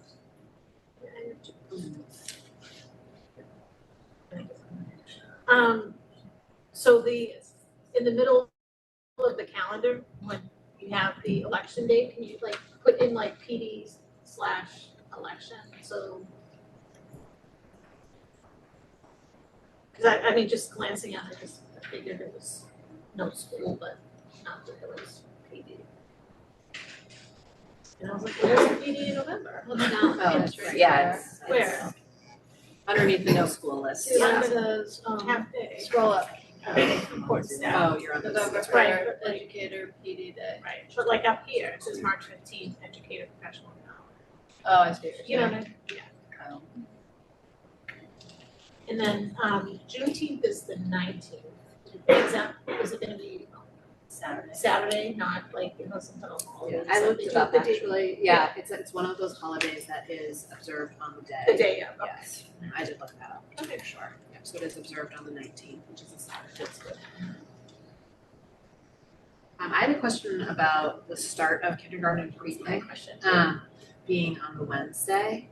I was just curious what the thought was on that. I'm just imagining that some families who have older kids and also a kindergartner, that might be a little challenging for them to have to wait a full week before they can send their kindergartner in. So I was just curious if there was, because I think this year we had the kindergartner start on the Tuesday after Labor Day, and so I was just curious if there was some sort of reason why. we wanted to do that, that would, yeah, something we would want to explain to parents. I can speak to the pre-K. In terms of the pre-K, we have been working with trying to add 5 days a week pre-K next year. And so one of the things that we've been discussing that with the teachers and talking about how to kind of make that happen next year. They asked for that additional day at the beginning of the school year for screening and to get organized. So it was part of those discussions. I think similarly with kindergarten as well, just to have that extra day just for screening and getting organized with the kindergarten students. But I need to look a little more closely into why the change in kindergarten. But I can definitely speak to pre-K on that day. Would it be possible to start kindergarten on the 8th and pre-K on the 9th, or is that too messy? We'll look into it.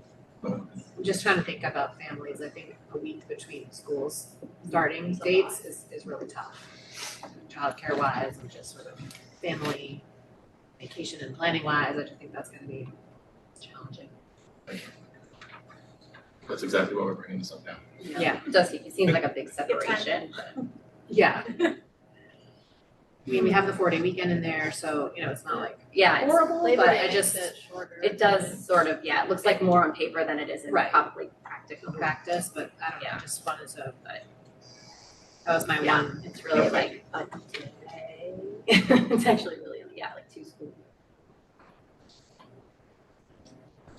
Otherwise, this calendar doesn't leave a lot of room, honestly, for conversation because it's kind of just In a good way. in a good way. It is what it is, you know.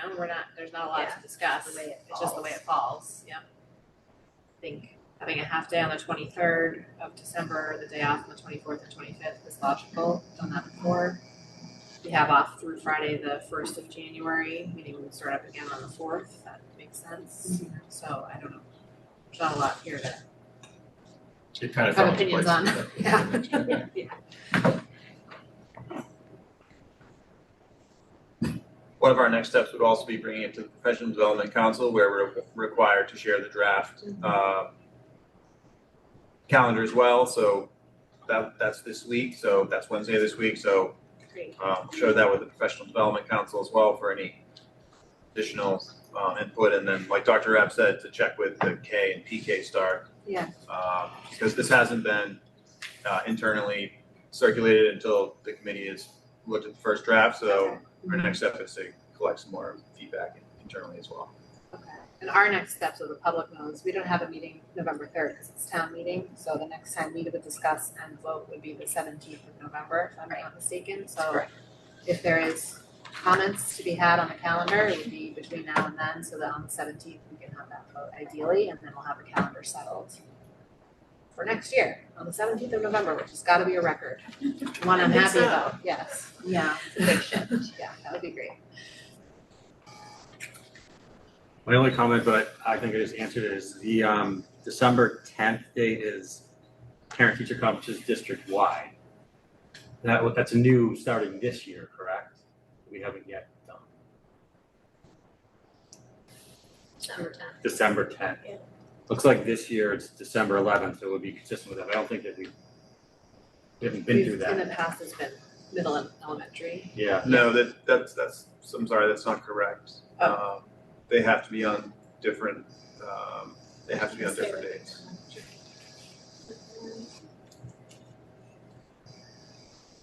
Yeah, I'm not sure why it showed up like that. We had they were on 3 different dates for high school, middle school, and the elementaries, so that's not correct. It needs to be added. But the draft, sorry, the wrong one is here. The draft we had, they fell in that week prior to in December, and we just need to work with the principals to just make sure that those are going to be. It'll be in those 2 weeks before holiday break, and they'll be on different days. It's not a single day. So like elementary will have one half day on like a Wednesday, Gates will have a half day on a Thursday, for example, right? That's what we did this year, right? We had elementary and the middle school on the same day, correct? Correct. And then the high school was a different day. Is that correct? I think so. With the 11th. Okay. So there's But when we 2 bring it back, half days, not 3. no, there's one. So there should be 2. Right here, there's 1, but there should be 2. What you're saying? I have to double check it. Yeah, There's I'm so not much to sure. look into. Okay. Yeah. All right. Can we just check this year's calendar too? Because I was just looking at this year's calendar and I see one date on the calendar as well, maybe just It published wrong. says December 11th on this year's calendar.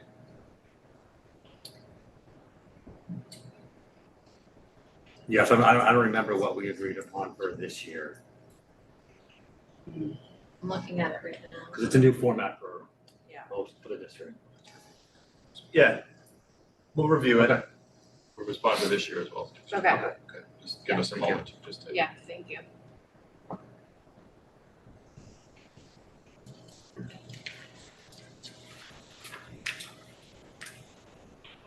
Right. That's good.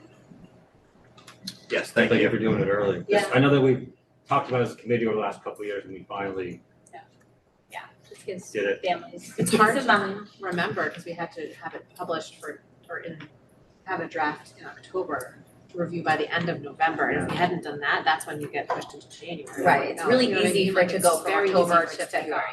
off, is what we learned. So, Yeah. yeah. You hit it or you miss it Yes. entirely. So we're finally did it. So true. Right, okay. We're gonna talk about our 25-26 school committee goals. Now, turn over to Maria and Carrie. So do you want to bring this up? Do you have one of these up or no? It's up I don't know. to you. You guys have it. want me to, or do you want to? You don't have to. We started out just as a reference point with the pyramid image from the mask training that we had with district goals at the bottom, the next layer up on the pyramid being school improvement plan, superintendent goals, school committee goals, the next layer up on the pyramid, administrator goals, followed by teacher goals, and the top is student achievement.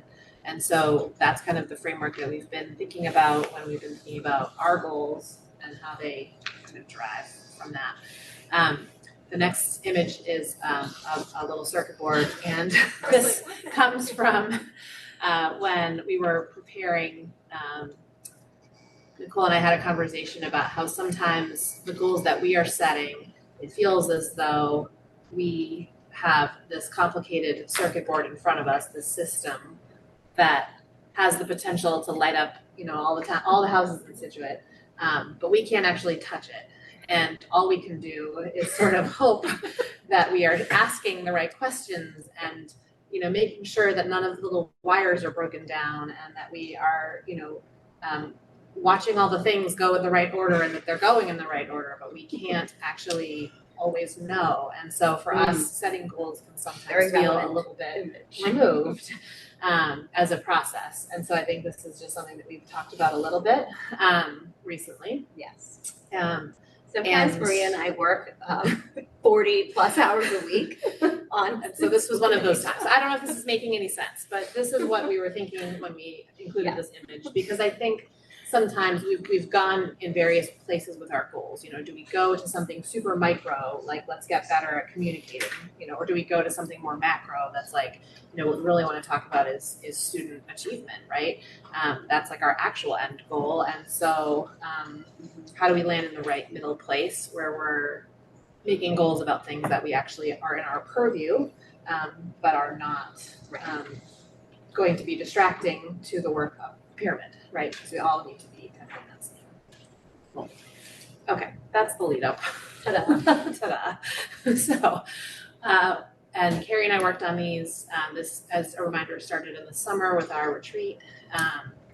And so you guys all had a chance to look at this.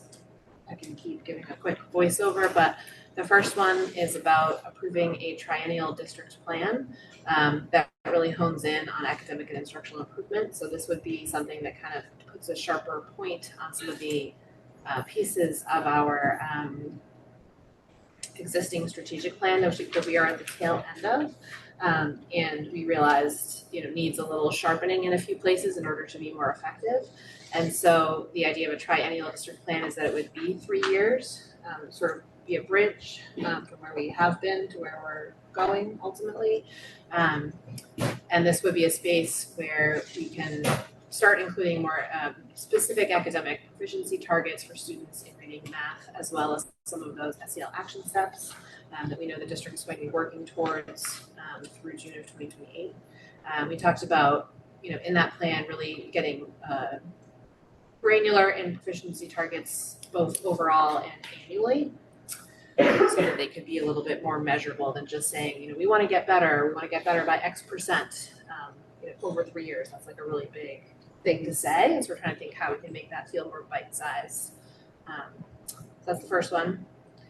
The second one, something that's very much in our purview, is monitoring the superintendent effectively and using progress to do that, to inform that annual evaluation.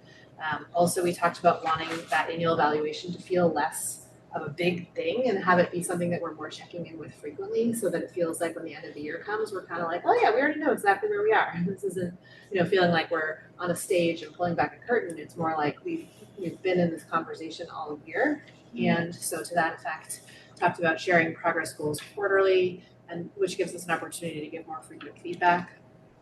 And lastly, we talked about gathering data related to programmatic progress, outputs, and outcomes, and use that to help determine our budget priorities in the upcoming budget. And those can be things we look for in departmental and school committee presentations.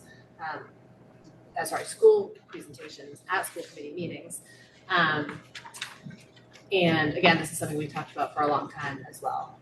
And I intentionally kept the bucket a little bit broad: programmatic progress, outputs, and outcomes, in recognition that not every program is going to have like really neat and clean data that they can bring forth, and that is okay, and we understand that, and we want to know sort of the story and the bigger picture behind how things are progressing. It's not always going to be like the data went up, and that we understand that. And so we're trying to say, like, tell us more, tell us what are you working on, all of those inputs, all of those other outputs, and progress that you're making. I mean, it's not that it's not neat and clean. It's just that it's not the final outcome, right? That's why we specifically use the idea of outputs. So some years we will spend money on the budget, and it'll be that we've implemented, or you all have implemented, a curriculum, and X number of students have used it. Teachers have been trained, and so that is an output. It is not to academic success necessarily, because we know that takes more time, right? So we tried to think of ways to collect data. And I think it speaks to a larger conversation that came up in public comment tonight, which is it feels like some of these things are not measurable. I would respectfully disagree. They are measurable, but it's on us to think about what are the appropriate metrics given the different timeframes for different things that we're doing. And so I think this is an effort to do that, because what I would love to see from our new interim finance person, as well as central offices, I would really like to see more effort at a look back when you present the budget this year, so that when we present to the public, when we go to town meeting, we can say, these are all our successes, these are the outputs, and our expectation is if we spend money on X this year, we will move closer to that outcome that we've been talking about. So I think Marie and I had long conversations about sort of a looking back and looking forward, just to build that, we have talked a lot about ROI in the past, I don't know, I feel like a couple of years. So I think that's our effort to do our role. And I also think, I love the idea of progress monitoring with Dr. Rab, because it made me think of when I teach graduate students, they always have a final project, but I don't throw the final project to them the last month of class. Yeah. We do a little bit during the semester, so by the time they get to the final project, they're like, oh, I've got all but one part of this done. And so for you, when you get to that final, you've gotten all the stuff already, it's just putting it together. So I think that helps all of us, definitely, which is great. So yeah. And to the point about return on investment, I think one of our most essential functions is to advocate in the town for the school department budget. And in order to do that effectively, we have to be able to have clear examples of ways in which our money is being well spent. And especially as we enter tighter budget years that we forecast are coming, that gets even more important for us to be able to do that effectively. And so that's really what's behind this, is being able to clearly and effectively do that advocacy work on behalf of and be good stewards, right? That's one of our roles, is to be good stewards of our financial resources. Absolutely. Any other questions or comments about these draft goals and sort of the first look as draft? Anyone else? First, Peter? I guess I would just ask about, what are the superintendent's goals? Does Tom? There you go. Those are coming. We go first. I just wanted to make sure, because I know that in this transition, we were working on potentially dual goals. I just want to make sure that we know what the expectation is. Coming next. Okay. Yeah. Okay, I just, all right. We're all part of the same together. I just wanted to be sure. Yep. I didn't You, miss I will direct your attention to the triangle. We're in the same layer, but one of us had to go first. And I think ours were broad enough that they will align. Yeah, I think that's true. I did write down some things that came up in public comment about accountability and process, and I think that is, those are really important points from community members and parents, and part of that is, it's hard because of our position too, and that should be driven by our goals, in fact. I mean, accountability, and I think our goals are speaking to that point as well, as Carrie was saying. You know, this is where our accountability lies in here, and that is, you know, progress monitoring is embedded sort of right in all three of these bullet points here for our targets. So, and in fact, I think this is to be honest, I think this shows our progress as a committee actually over the years, that this is an improvement in our goal setting. I can see our goals developing. We're going a little bit deeper for sure.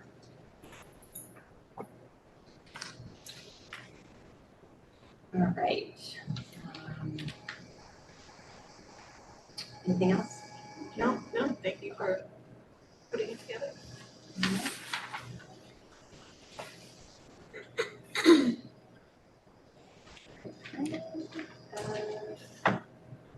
Leadership report, Dr. Rabb.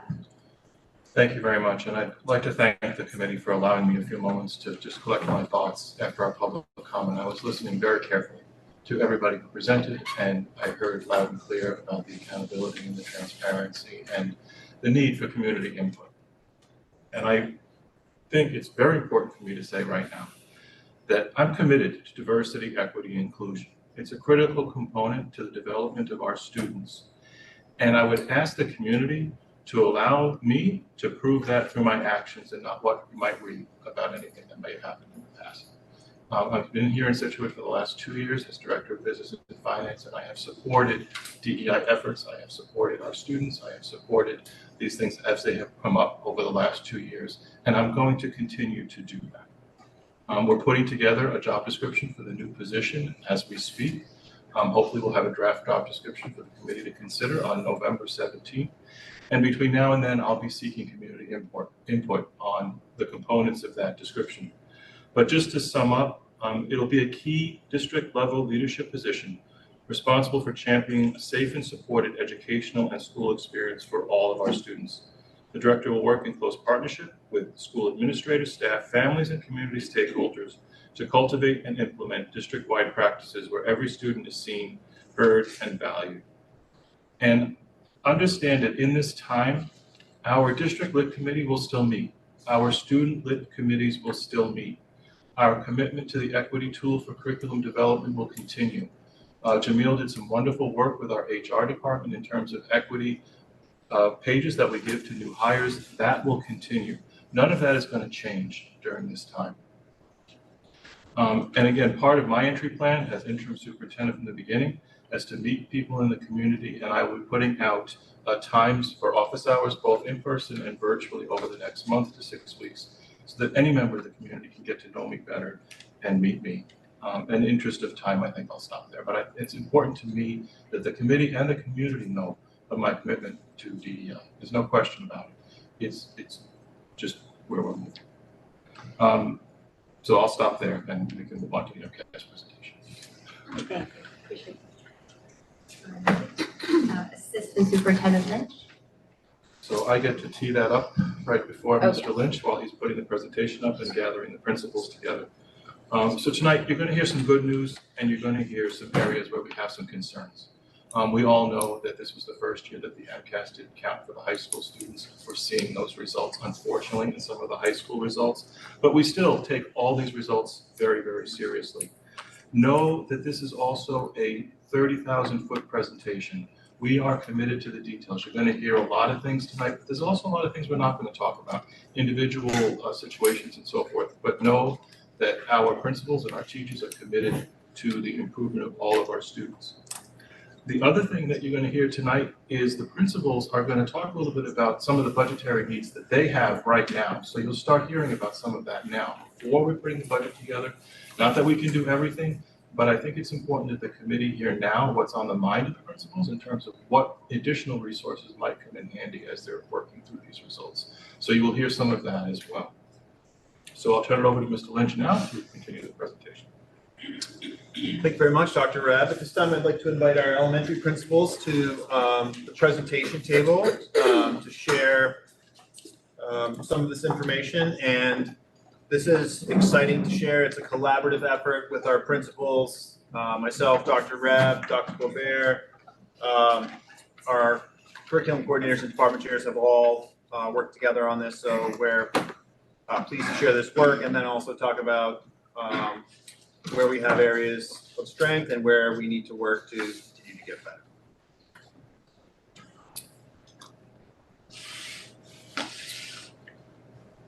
So I just wanted to focus here in the first few slides, just give an overview of what the presentation entails. So each year, DESE runs its accountability system, which also includes elements from federal regulations, including like the monitoring of student growth and achievement, pieces like that. So I will share in as crisp and efficient way as possible those details.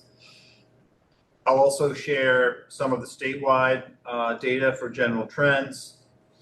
We will discuss MCAS results for ELA, math, science, and the new civics MCAS as well. Our group will also talk about next steps and how those are linked to current efforts in the district. And the last goal of our presentation is to provide a little more clarity and reassurance about our planning and practices around how we monitor student growth and achievement, and to reassure you that it's not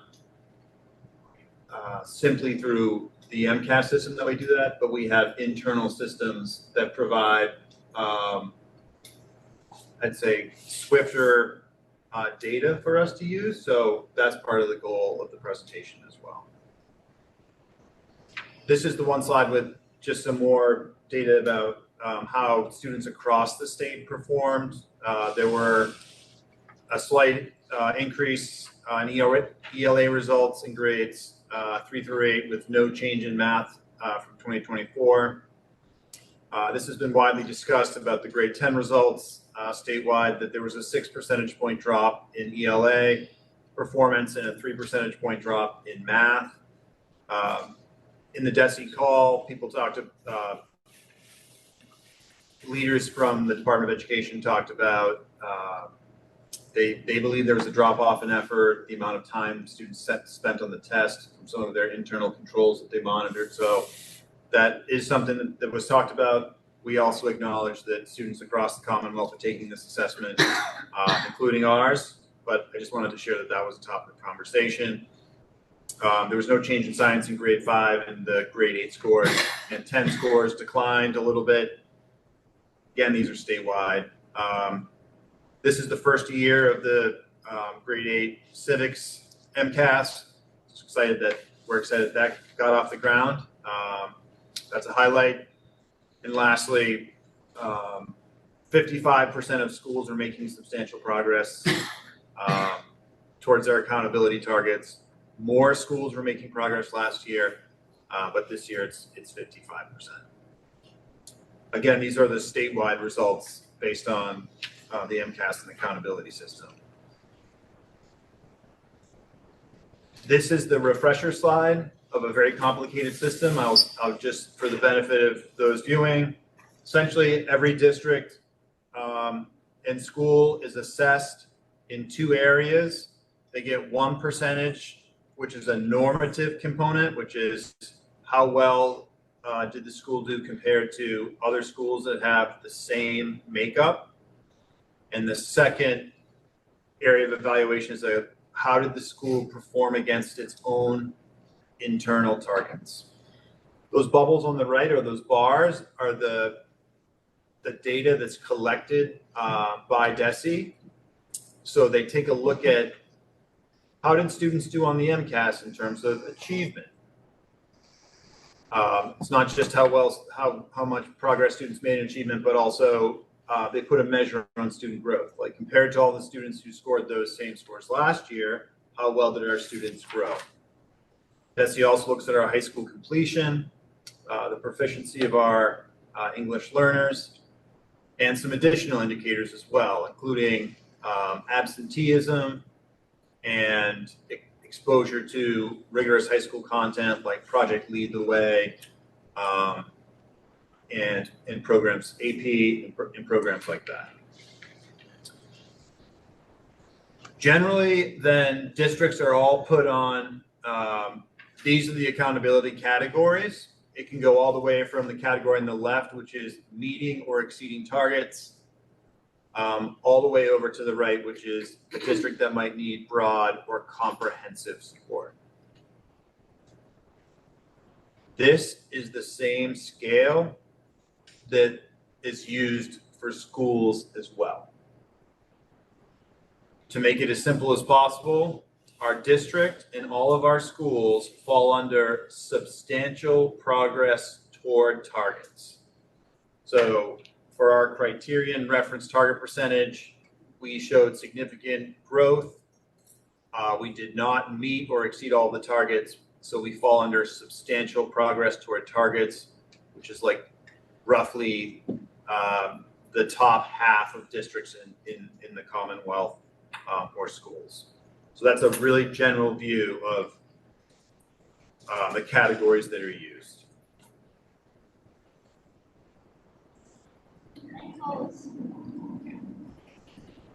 The area in orange, we are assigned percentages based on the progress we make toward our targets. So like I just said, all of our schools in the district are categorized as making substantial progress. On the left, there's a percentage number associated with your cumulative target percentage toward achieving the DESE assigned targets. And these are each of the percentages assigned by DESE.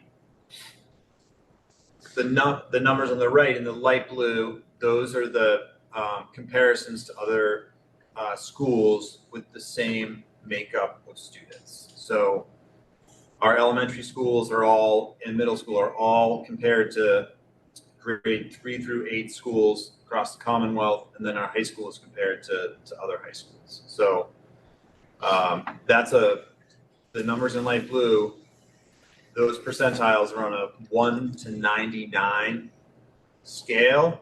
So you see our numbers are obviously closer to 99 than the other end of the scale. That's a really high level view of how the system works in the big picture. And then each of our schools will talk more specifically about areas of strength and areas for improvement.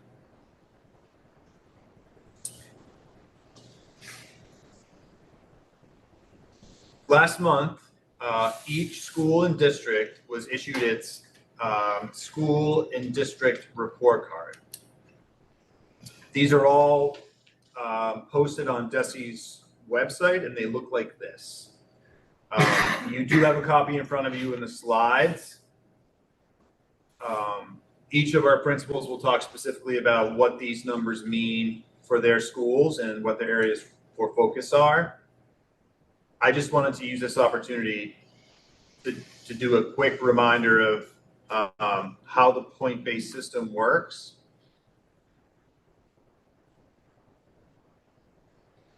So when you look at, you'll notice that in light blue, that category is achievement. It looks at achievement for all the students we have in Scituate in the non-high school grades, and then all the students in the high school grades.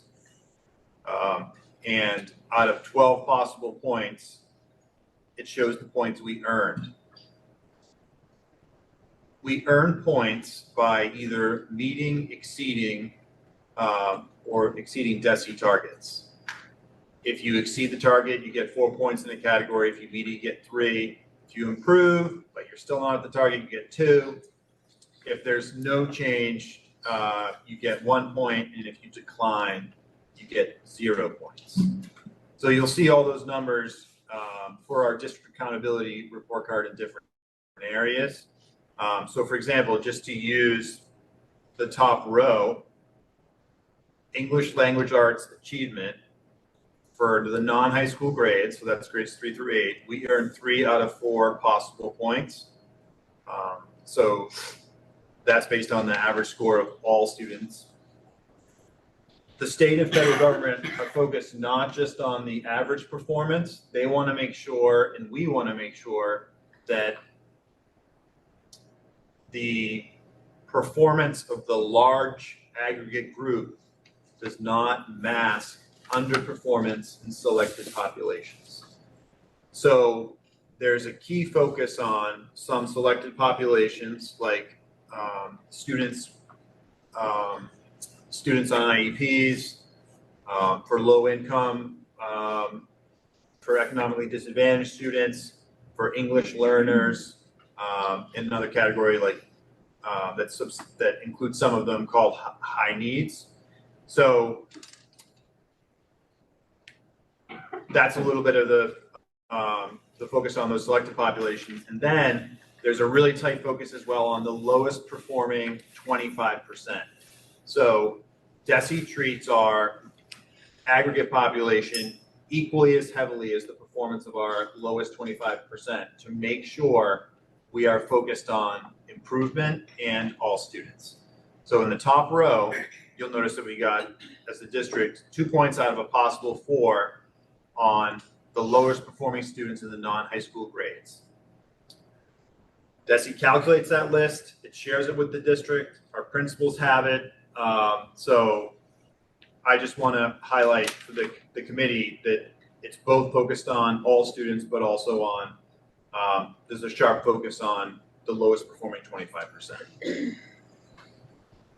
Continuing across the top line, you'll see that then it says all students in the high school grades, and then lowest performing students in the high school grades. So notice that in ELA, for example, 3 points out of 4 possible points for English language arts. In the aggregate, for our lowest performing students, 0 points earned out of a total possible points of 4. That means that for those students identified as the lowest performing 25%, the average performance of that group declined.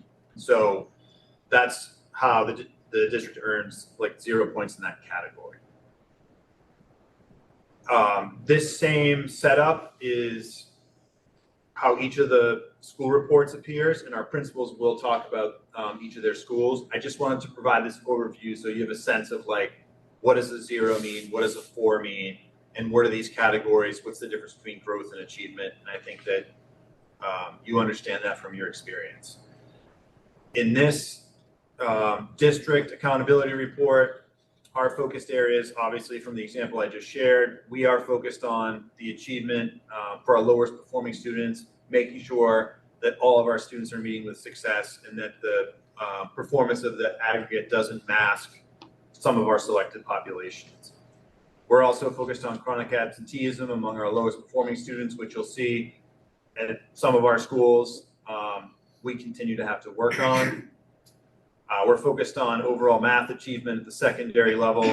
You can tell from this, our district accountability report in the high school one, that continues to be an area of focus. Our advanced coursework at the high school is a strength. Our strong participation in AP, Project Lead the Way, that helps us to earn all of the possible points in those areas. And lastly, we're focused on, like I just said, the achievement for the lowest performing students in math and ELA. So that's both a district overview, which our principals will get into more detail with, but also sort of a fast explanation of how points work as well. Are there any questions about the general setup before we move to our principals? So I guess what I appreciate the explanation. That was really clear and succinct, which I really appreciate. I guess what's a little it's frustrating for me is when I see the focus areas, when I see chronic absenteeism and overall math achievement. This is exactly why we set the goals the way we did this year, because those two things have been there for years. And we keep saying we're working on them. And so now this year, we want to see like progress. So like in December or January, we would love to hear, we keep saying like there are stories.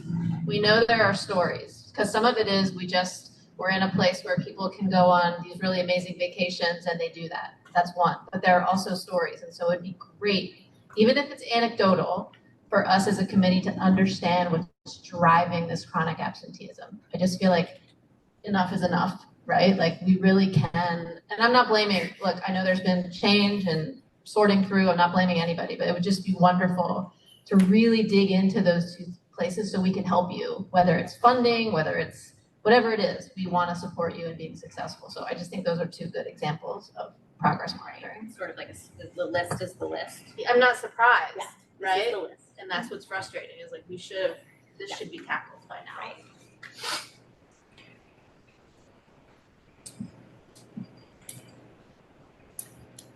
Sorry, anything else on the previous slide? Sorry, Ryan. No, it's helpful. No, that's why we're presenting this information for the community and for your feedback. The next slide gets into our school by school presentation. We talked to the principals are planning to talk 10 to 15 minutes. So for our elementary principals, that brings us that could be an hour, and then same thing with our secondary. So we're doing our best to share this really important information and also to be time efficient. One thing you'll notice on the next slide is in terms of, as we get oriented for Cushing, this is a slightly different view for you to see, but this is the MCAS information pulled through Open Architects. So what this view provides you with is the last 5 years of MCAS data for Cushing in grades 3, 4, and 5. There are the standards, the average percent correct in the categories that in the ELA standards in the upper right. Grade level percent proficiency where it says by grade level ELA. So you'll notice that means 56% of the students at Cushing are proficient or exceeding, are meeting expectations or exceeding in ELA. Then you'll see grades 4, grade 5. In the upper left, it has the percent proficient, the average scaled score in the student growth percentile.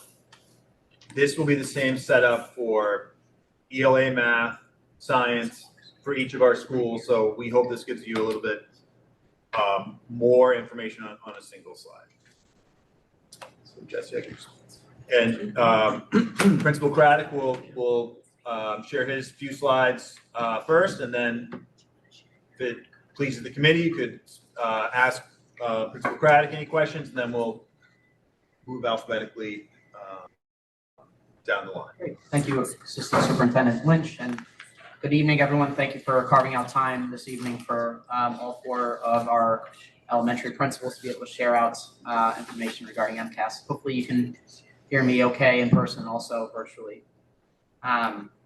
So as Ryan had previewed, it is important for the committee and also anyone that is viewing the meeting tonight to start to get used to some of these visuals, because Open Architect is both a platform that some have gotten training on and others will be getting training on it in the November Professional Development Day. So certainly something that everyone will be getting very comfortable with using and accessing. So in terms of looking at key points, I believe Ryan had kind of alluded to the fact that we will be sharing out both kind of celebrations and also areas that we feel like are focus areas and areas that may present some challenges that we want to focus in on. So this is what you're looking at is kind of big picture, grades 3, 4, and 5 in the area of ELA, MCAS from last spring. I've started out in terms of key points, highlighting the 5th grade who have, again, not looking at it visually right now, but they moved 7% in exceeding from the previous academic year, which I thought was a tremendous increase. Fourth grade also was able to move the needle in terms of meeting and exceeding in ELA by 1%.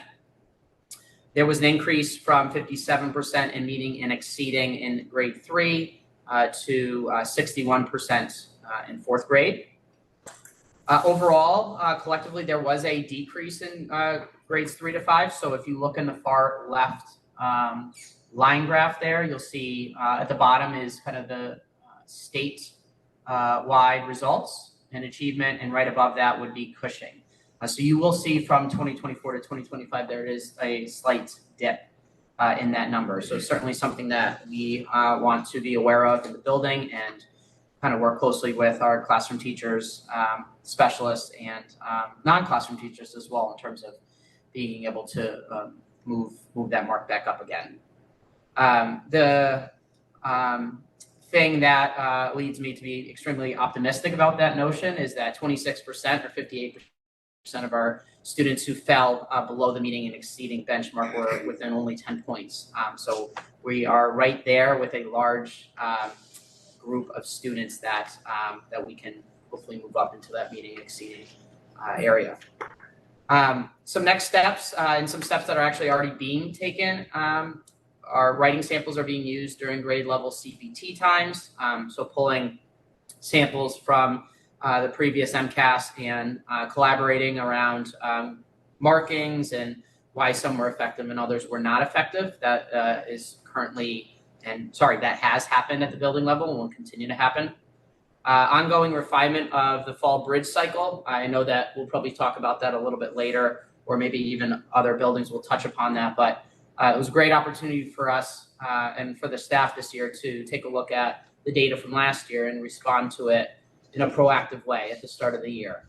So shortly after the start of this year, we were able to take a look at where students were and meet their needs in terms of groupings and instructional levels. And there was some really good feedback shared by staff at Cushing this year in terms of how we make the fall bridge cycle even more effective. I heard it personally, and I also know that there were a lot of commonalities with feedback that were shared by staff to our curriculum specialists. So we're looking to hopefully act on that feedback that was communicated. A continued focus on writing instruction. So if you look at kind of that category breakdown above, certainly an area of need at Cushing, but potentially at other buildings as well, is how do we further integrate or embed our written output instruction in other areas, other content areas. So certainly something that we want to note and think more about strategically, and then strengthening tier 1 instructional strategies to better support areas where students have shown greater need.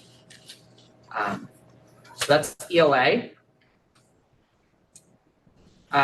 Math, we are overall 64% of our students are meeting or exceeding.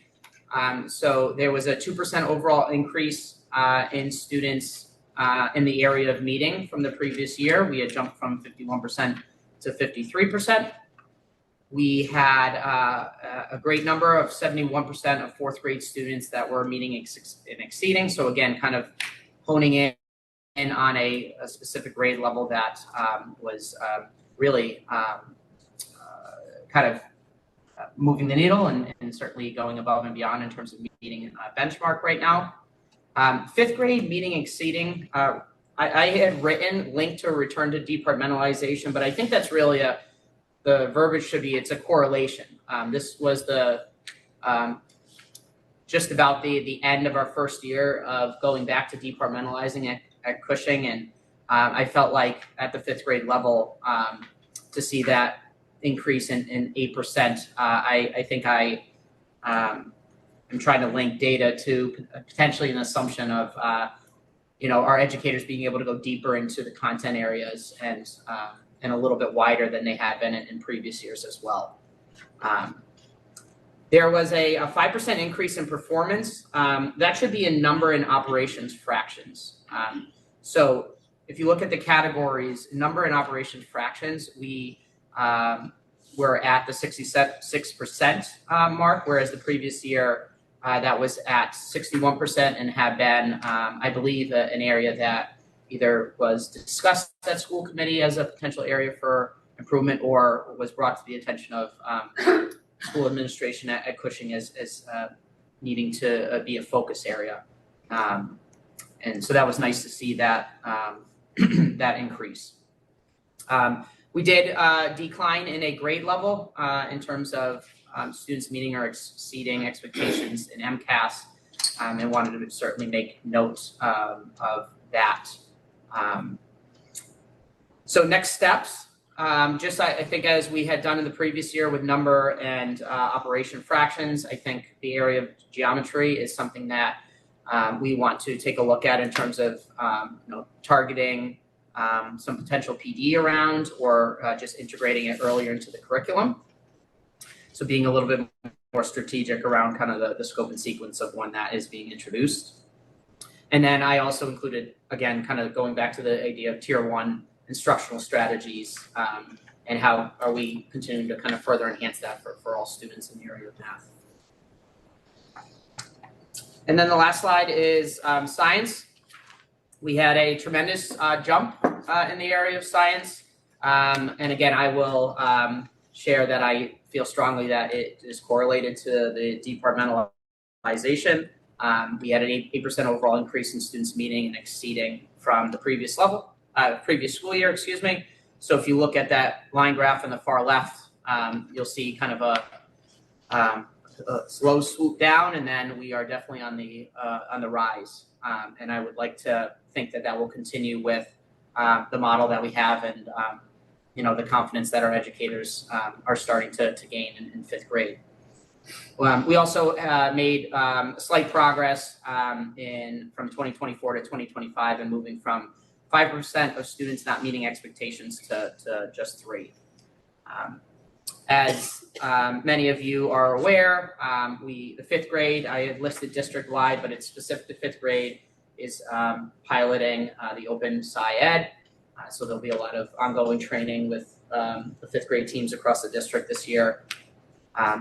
As I've already mentioned, kind of the ongoing enhancement of the current model that we have.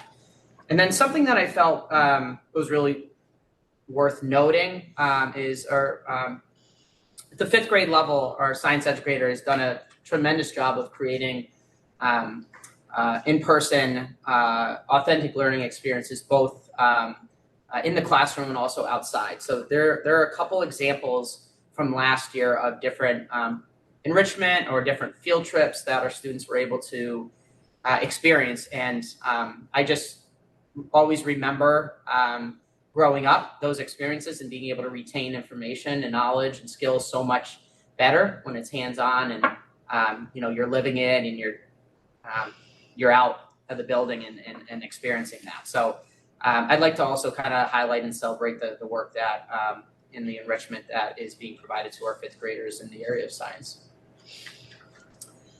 And then the last slide is the accountability slide.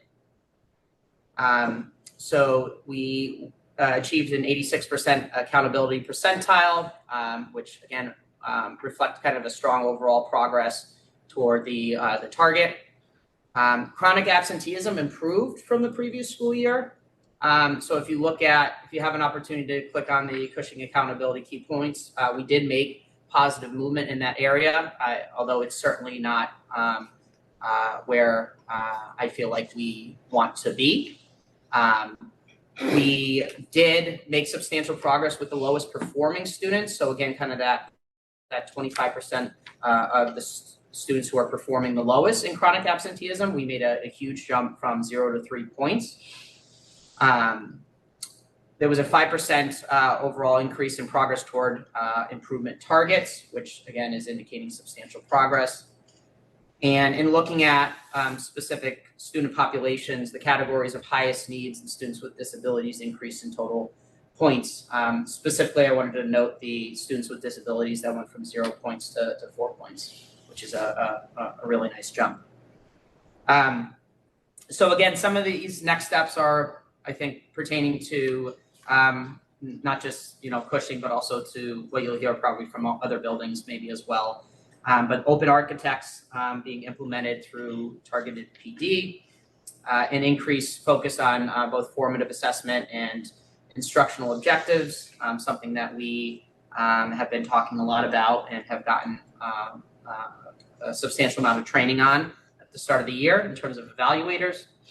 The fall bridge cycle, so again, incorporating some of those refinements that can be made to either further streamline it or to make it just more, overall efficient for our teachers and for our students. Ongoing improvements to WIN to maximize intervention effectiveness, and again, what you heard already, broadening opportunities for students to engage in more interdisciplinary kind of writing across all areas.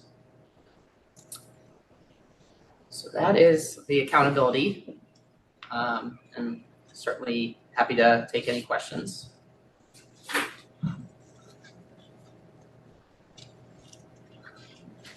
Questions, just a clarification thing. Yep. Bridge cycle and wind, is it the same sort of thing, just different language? It's the model, and certainly if someone else wants to provide input as well, I'm open to that. But the whereas WIN at Cushing was a little bit more prolonged, it was starting, at least in my first year, a little bit later in the fall season. WIN was taking that data and, essentially after a week or a week and a half, providing targeted intervention. So although the names are different, the bridge cycle is essentially replacing a time at the start of the year in which the targeted intervention wasn't as intentional as maybe it could have been. Okay. So may not be directly answering your question, but ultimately it's a relatively similar approach. I can add on some clarification. Mary Oldak, principal at Jenkins.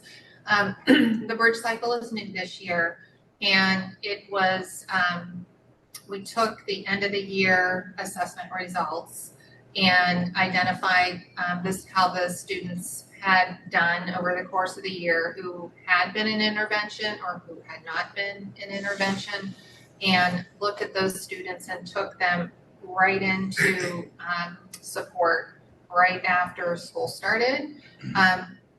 Previously, we would have waited until the beginning of the year assessments were completed, but we lined up the kindergarten assessments were typically about 2 weeks later. We lined up everybody to be 2 weeks later to give that time for that bridge cycle to take place.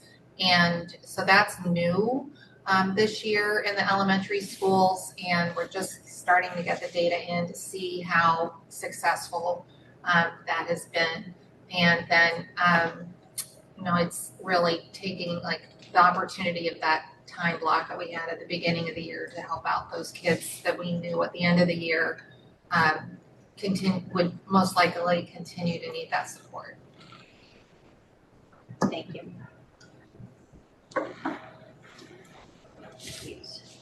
Question? Thank you.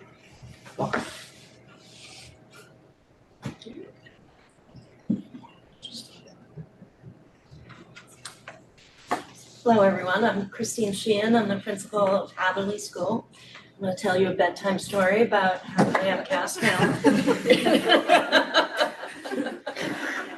Just relax. Can you tell it to my 5-year-old back there, please? Yes, we can. So this slide shows the 2025 ELA. Yes, you can. Yeah, go. Please. Thank you for staying. Sure. So for the Hatherley ELA MCAS last year, you can see over on the left-hand side that 65% of students were meeting or exceeding, which we are happy about. In the graph right underneath that, you can see that was a nice increase from last year. We increased by 8% over last year in our meeting and exceeding, which was nice to see. Our average growth percentile is 57.4, which gets into like typical high growth. You can see the bar graph underneath there, which really kind of shows how each of those sections played out. So one thing that we had been talking about last year was about the number of students in that partially met, not met category. So happy to see that in 2024, 44% of our students were in those two categories, and that was reduced to 35%. So we still have work to do there. That's a higher number than what we like to see, but it's nice to see that progress there. If you look at the bars over to the right where it says average percent correct by category, our essay and writing are significantly less than the reading and the language. So that is our focus for this year, is to really look at that. I'll talk a little bit more about that when we get to next steps. Last year, we also talked about that 0% of third graders exceeded in 2024. If you follow that cohort for this year into fourth grade, now 6% exceeded. So that was something we were looking at last year, so just wanted to point that out. We had an overall improvement in the language strand category there, and that I was waiting to see because we actually had a focus on vertically aligning our grammar instruction because that was something that was missing from our instruction. So it was nice to see that growing. So that's something that we're continuing with and hope to see that improvement. So for next steps, we are really focusing on writing instruction this year. So what that looks like at Hatherley is that at our weekly collabs, teachers are bringing, this is the writing prompt that I would like to do, here's what we're looking for. We work together because at those collabs, our special education teachers, literacy specialists, I'm there, and the classroom teachers. So we're really taking the time to plan that. What are we using as our graphic organizer? What are our criteria for success? Making sure that we have all that for the students. So we've been talking a lot about that. And then when it's written, they actually bring that student work back to us, and all of us sit there and compare it to the criteria for success.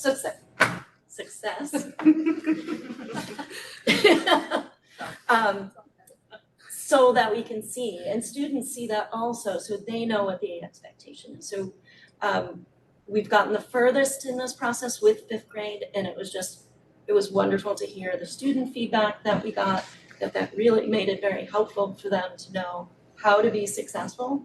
And then it allowed us to look at it as a group and say, this is what we need to do next. So every grade will be looking at that. Of course, they're all in different places right now. First grade isn't writing an essay, but we're definitely looking at sentence structure and really checking in on that. We'll continue our efforts from last year to enhance comprehension and language instruction. So I talked about the grammar piece. We also have just been talking a lot about what are the real power strategies for comprehension, and really trying to look at that in terms of instruction and what we're focusing on. So not so much skills when you're talking about comprehension, but what are those other things that we need to help students think as they're reading, and then that feeds into writing as well. For our math scores, we had 69% of students meeting and exceeding. That number increased by 8% over last year. 85% of third graders met or exceeded the benchmark. That was very exciting to see. Our growth at 50.4 is in the typical to low range. So that's something we would like to see climb. And one of the things that we're concerned about and working on is that only 53% of fourth graders met or exceeded expectations. So that's something that we're talking about as a grade level. One of the things in the next steps portion of that is that we're really talking to all grade levels about spiraling content within math, because the program doesn't do that explicitly, but that's something that we need to keep doing. So when long division goes away, you don't forget wrong nutrition. So really trying to focus on that and how to assess that. So that's something that we've all been talking about. Getting the math workshop model going for all grade levels. So we've always had certain grade levels doing it, but now when you walk through, everybody's working in groups, doing number talks, playing games, using manipulatives. So that is a big improvement just in instructional practices for us to see that throughout the building. I know Brian has talked about what we're doing to improve our instructional practices in Tier 1.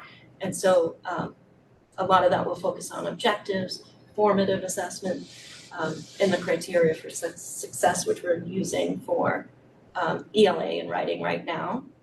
But we're happy to see some of this. We'd like to see that growth do a bit better, particularly in 4th grade. So that's something that we'll be watching as this year goes by. Oh, I think I forgot. In that section with the partially met and not met, for math, we did reduce that slightly from 39% to 31%. So that was a positive. Science was something that kind of hurt us last year. So this was nice to see. 64% of students met or exceeded. These are our 5th grade students, an average of 510. So our average scale score increased from 504 to 510 this year, and our percent meeting and exceeding increased by 5. So we just need to keep that going in that direction, and 18% of students exceeded, which was nice to see. Our partially and not met reduced from 40% to 36%, so trying to really move students up from that category.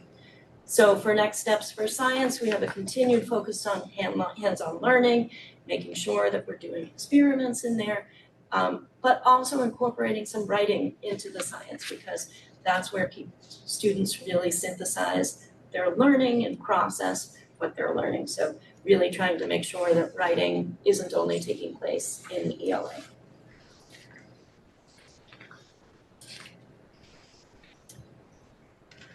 For our accountability scores, we met our achievement targets in math for all students, and we exceeded for ELA and for STE for all students. That was really nice to see, particularly for STE last year. We had 0 out of 4 points, I believe. We exceeded our ELA achievement targets for high needs and students with disabilities. So I think we went for high needs. Last year, I think we only met 17% of the targets, and now we're up in the 70s.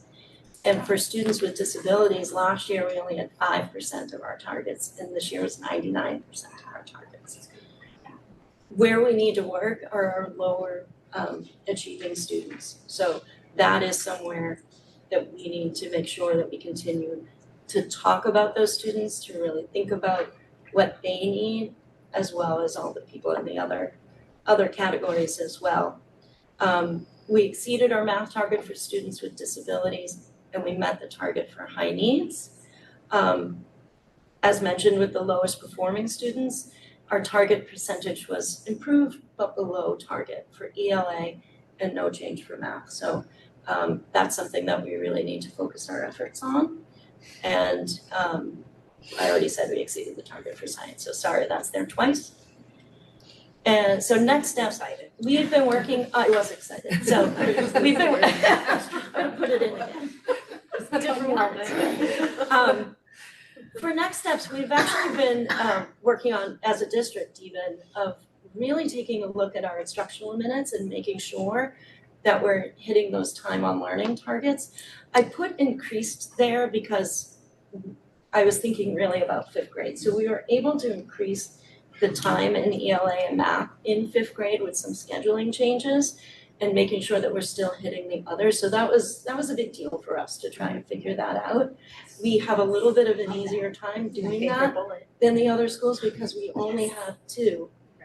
We only have 2 classes, others have 3, so that makes it a little more difficult. But where we could, we did do that, and I think that will give us some improvements in that area. But we are looking at all other subjects, and it's not, all other grade levels, it's not so much ELA and math all the time in other grade levels, you might have too much time on ELA, not enough time on science. So those are things that we'll be discussing. The improved instructional practices are there. We've talked about that. Our math win block model is really a push-in model. We had some grade levels doing that last year, but not all. So fourth grade was a grade that we did not do that. We had a traditional win model of all pull out. But we found that having the math specialist in the room and still doing win, that she's taking small groups and working on where students have gaps and differentiating within her groups while the teacher is teaching the lesson of the day. So students are able to have, for a portion of the time anyway, a math specialist in the room to be able to do that. So that's something that we've found some success with. Does anyone have any questions? Thank you so much. Thank you. I just have one question, I think, for Mr. Lynch. Could you just help me distinguish in my mind the difference between lowest performing students and high needs? Sure. High needs is a category identified by DESE that would be any student that is on an IEP, low income, or an English learner. So that takes all three of those categories and identifies it as high needs. DESE tracks progress for that larger group of students as well as each of those subcategories. The lowest 25% is just based on their performance, regardless of socioeconomic status or their IEP. They just straight take the numbers. Here are all the kids at Hatherley, based on their test scores, lowest performing 25%, don't care about any of those subpopulations or anything like that, just that chunk of the lowest performing 25%. There could be based on the average performance of, because we identified the average performance of a student on IEP, average performance for our low-income students. There could be a higher representation, but it's not a one-to-one. So how does the lowest performing student earn a point in achievement? So they take the average of that group's performance from like 2025. They take that lowest performing 25%. They take that average performance. Then they set a target. It's like they're going to set a target for 2026. If we achieve that target for all those kids at Hadley, they're already identified. It's cohort based? Yeah, it's that group. So they'll set the target over the course of the winter, and if we exceed it, it's 4 points. If you decline, 0. The hard thing is some of those students have already moved on, so a third of the group could be totally nil. Yeah, it's Right, is one variable. Sometimes our schools are really small, and so the numbers we're working with are very small. Because the difference of 1 or 2 kids can cause what look like wild swings, and so that's something to keep in mind. I think we're looking at school-based data, especially for elementaries, is like it's really tiny numbers overall, right? So just That's helpful. I don't think in my mind I distinguished them incorrectly. It was just I didn't have that clear in my mind, but that's helpful. But it is interesting that we achieve 0 in achievement, but 2 in growth. So it's just conflicting to do, but it's okay. I'll figure it out. I mean, DESE's summary of the entire system is 13 pages. Their summary is 13 pages. It's complex. And 0 in achievement, but 2 in growth. Yeah. Growth Yeah. is nothing, It's- but you've It's grown grown a from lot. year to year, so Yeah. like they're still in the low performing, but it's like they're growing. They grew from a lower Because of the base. target that they set, right. And that's why we have the the scaled score and then the SGP, that's the growth percentile. And then this is jumping the gun. I know it's getting late, but we clearly have a problem with writing and with geometry in our district. If you look at all the scores, those are the 2 that stand out. We're lowest, and think of one school that geometry wasn't, but you have geometry and writing, which is low. So that as a committee, we probably anecdotally assumed that. And now we have the data to show that, and hopefully we can figure out a way to increase that. Well, someone referenced the scope and sequence of math, which sometimes, depending on if the curriculum is not spiraling a lot in math, geometry is usually one of those subjects. Just having been a teacher and being a parent, you see the geometry worksheets come home in the spring. That's a June subject or a May subject, you know. So it's one of those subjects that can get sort of short shrift sometimes in teaching, and the MCAS is also given in May, right? So like there's just like a tale of the year where sometimes content isn't done, and so teacher, like it can be the thing. If it's the last thing, if it's the last thing every year, then you can have that compounding effect. And if this curriculum isn't.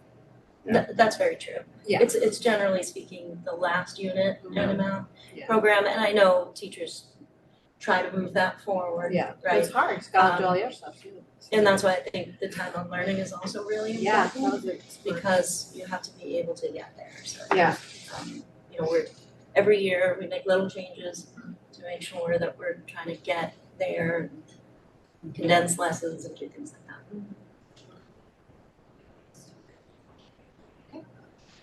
Well, thank you to Mr. Gates and Ms. Fenwick because you gave me perfect segue to some of my comments about geometry and writing. I'm Mary Oldak, the principal at Jenkins Elementary. I'll start with our ELA MCAS results, and I first want to stop and go back to last year when we had a discussion about the fact that 0% of our fourth graders at that time none of them had exceeded expectations in ELA. And those students, that's our grade 5 cohort that we're looking at with these results. These are the students who are now 6th graders at Gates. And very happy to see that we had a 7% increase in that cohort of students exceeding expectations last year. Previously, when they were in 4th grade, it was at 46%, we're just meeting. And last year we had 56% of that cohort meeting or exceeding. So that I'm very happy to be able to report back out on that. Our school-wide meeting and exceeding increased by over 5% last year to 62%. And our 3rd grade really stole the show with 21% increase in meeting or exceeding over 2024. Our SGP is high typical growth at 53.5.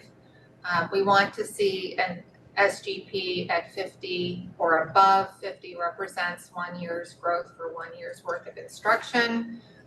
So if we're above the 50, but still could be stronger there. Next steps, as you pointed out, our essay and writing are the lowest average percent correct by category for English and language arts, with reading and language being stronger. I'm looking in the right corner of that graph, of that slide there. That is consistent in across all of our elementary schools. It's also, if you look at the gray bars there, that's the state. It's also consistent across the state. Essay is the longer composition that the kids write on the MCAS. Writing is more the shorter open response to a prompt. They're graded on idea content as well as conventions. And under next steps, one thing I'm super excited about this year is that DESE did release the essays again. They did not do that last year, and we missed those. So the teachers actually have the authentic work of the class sitting in front of them. So for example, a 4th grade teacher has the essays of her current students, what they wrote in 3rd grade, and this teacher also has the essays that her last year students wrote. So looking at those as a teaching point, they're fascinating because we can see real discrepancies in terms of just volume. Some students who may have only written a few sentences, and or students who really hit the mark in terms of answering the prompt and getting a majority of points. But it's really interesting to look at those. You wonder, did we scaffold too much before there's that on-demand where they're typing? And are we giving them enough experience with typing on demand on their Chromebooks? Is keyboarding a potential issue? Or is there a social emotional component of somebody who could have done more that day, but only wrote a sentence or two? So really excited to have those back in our hands. And sorry, back to give you another chance to talk about your science scores.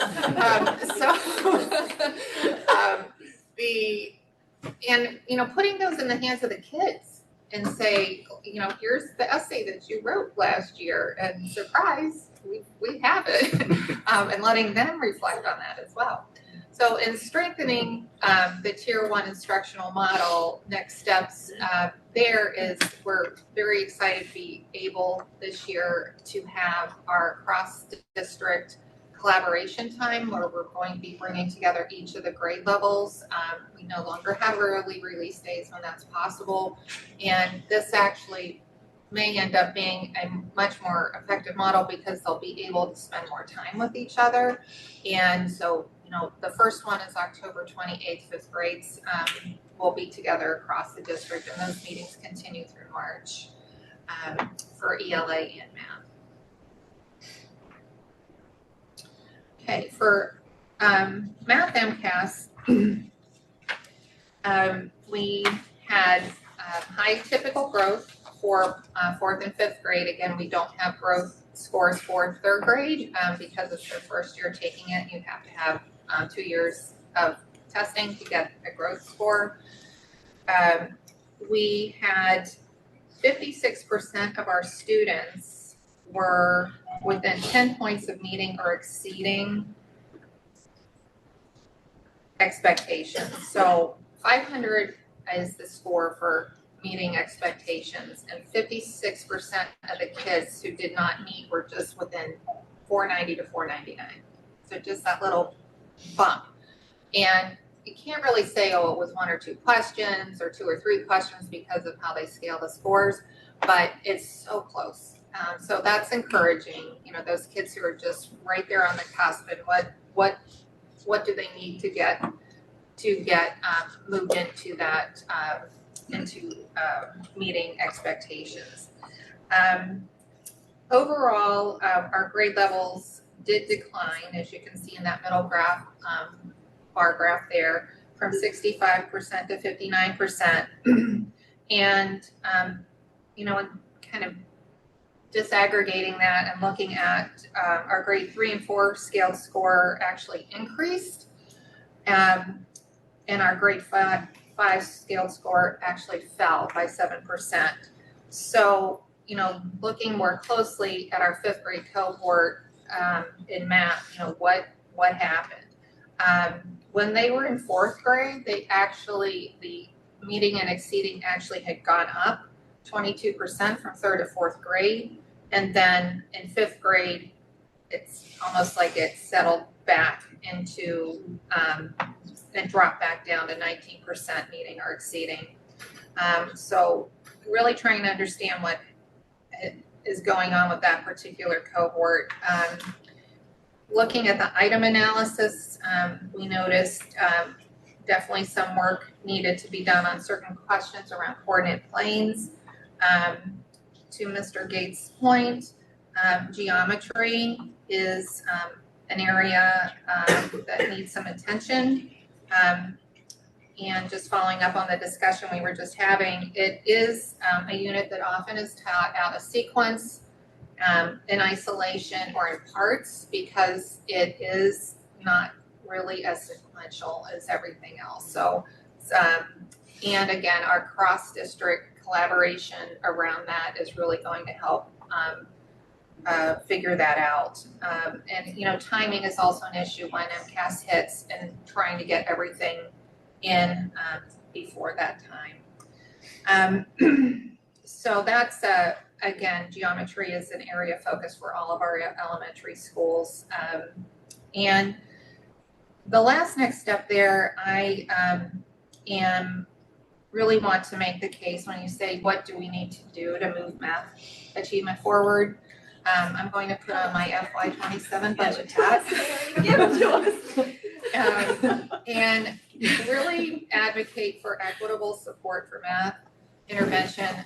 We have 2 reading specialists, we have 1 math specialist. And I don't know why that happened. I know that at one point in time there were 2 math specialists, and for some reason that position was reallocated before my time. I haven't really found anybody who really knows what happened, but it's really impactful because we have 1 person who is servicing kids across K through 5.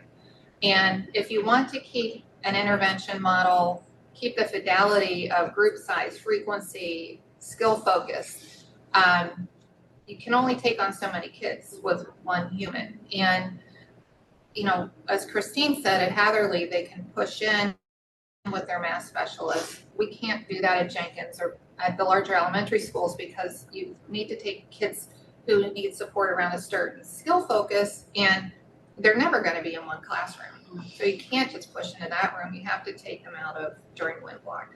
So I really think we can move the needle on math achievement if we could get more support. And I'm going to use the word equitable support for math intervention. To clarify, you're saying that some schools have 2 math specialists and some have 1, so every No, school has I'm 2 saying reading, just 1 math. because of population. Different school sizes. Yeah, different all schools population. have 2 reading specialists and 1 Okay. math specialist. It's just, you know, Just just curious. population. Understood. Size. That makes sense. Just Yeah. for My friend. Mary, your time's up. No, just be clear, Hatherley for literacy has a 1.8. So I you see, don't okay. have to- Oh, there's- okay. I apologize. They're gonna lose a point too. So, you know, it's. Thank you for that. It is. That's good to know. And it's important as we consolidate school, like there's gonna be shifts coming, you know what I mean? Yeah, So it is an right. opportunity to maybe rethink some of this, so it is really helpful to know kind of what. You said I that think you it's really used helpful. to have, sorry to cut. No, thank you. Said you used to have at Jenkins. I think all the schools. Number. Do you Yeah, remember? we don't know. You don't remember? I know one of my 4th grade teachers was the 2nd math specialist, so that's how you know. That's how I know. Have it on good authority. Probably. Okay. Thank you. Do you find the open architect, I mean, it just seems so much it's so easy to understand wonderful. through the Yeah. Oh, system. good. Yeah. Yeah, do you all find it that as well? Yeah. I mean, Yeah. this You is can see way it. better than the other, Yeah. like what Desi gives us. Right. This is Yeah. amazing. Yeah, no, it's great. You can see the drop down menus across the top. We can, you know, filter by school, by year, by content area. It's really fabulous. Yeah, I mean, just for our meeting, it seems like this is just, you know, however many minutes you've been discussing, but for you all, Sorry. just boots on the, no, I don't mean that. I mean, just like for you all, boots on the ground and for teachers and staff and everyone, just the efficiency piece alone must just be able to, yeah, I'm sure that just will add up over time. Yeah, I think one feature that we all really appreciate is the ability to look at a cohort, because Yeah, we used to that's nice, have to just go grab this off Right. of all different kinds of charts and create it ourselves, but now we can look at the current 6th graders and how did they do from 3rd, 4th, 5th grade. Yeah, it's Thank you. You're welcome. Thank you. And moving on to science, Ryan did mention that. Science, sorry. Apologies. Sorry, I You didn't forgot realize about you did science. Oh. Okay. So Brian mentioned in his opening slides that science performance has been somewhat level across the state. I was interested to hear that because that's kind of what's has happened at Jenkins. If you look at the far left line graph there, our meeting and exceeding has been holding steady at 72%. We at Jenkins do see the benefit of the departmental model. We have probably one of the most defined departmental models with one teacher for ELA, one teacher for science social studies, and one teacher for math. And the achievement's been holding steady at 72%, and the percent correct across the content standards, if you look at the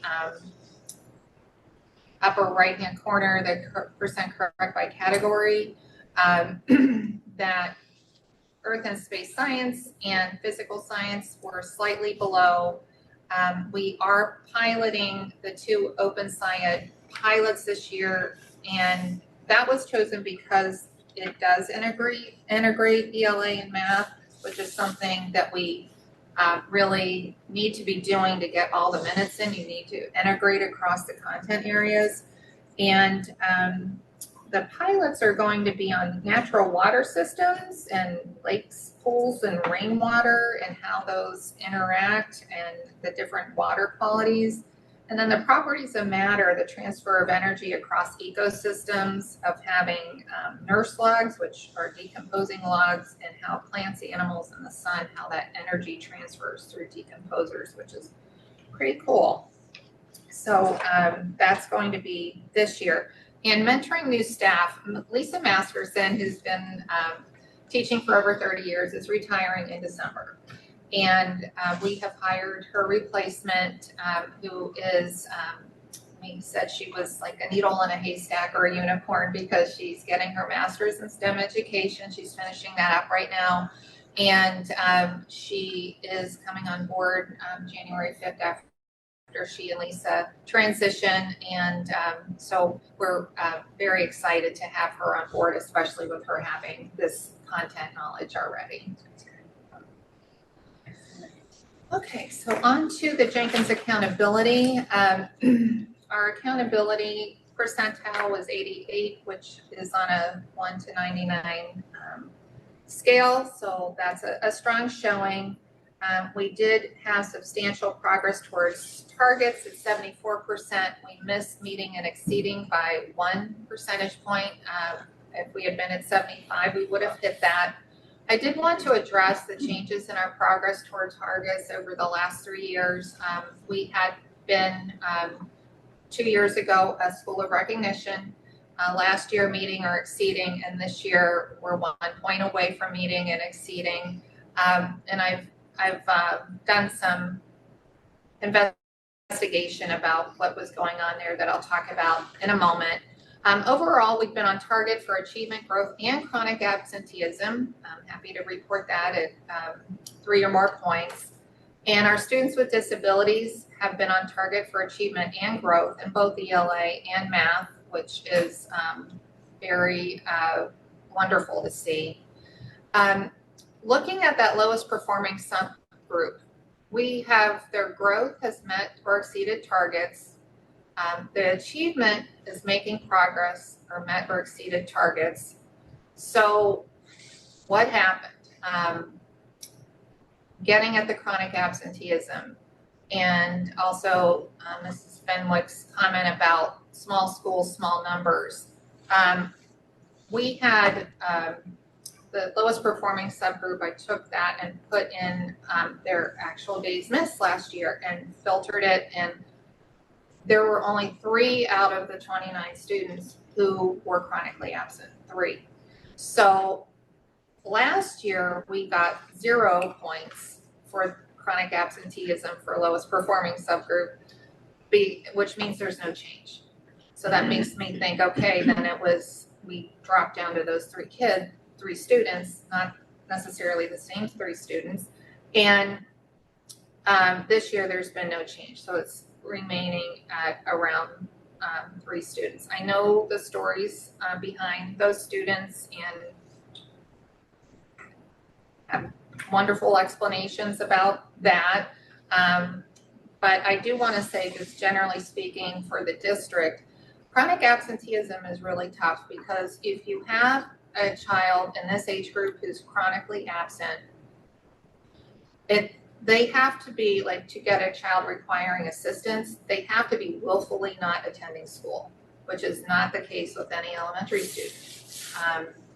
And then to have a failure to send, if you are trying to go at it from that direction, there's a fine in the state is $25 if they're found to have a failure to send.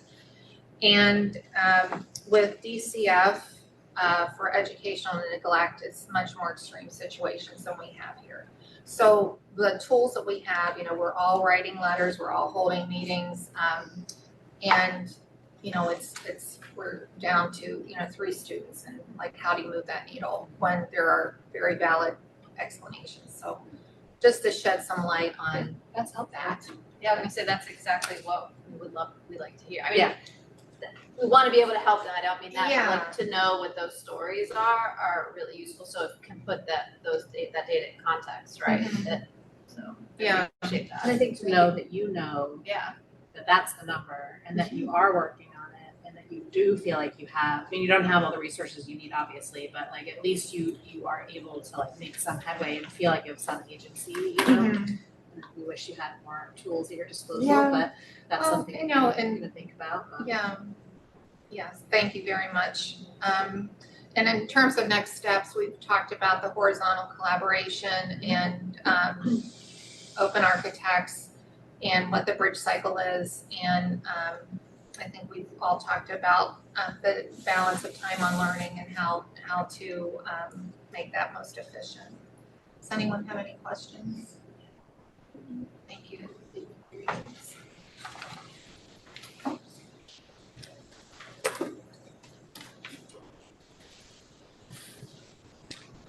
Hi.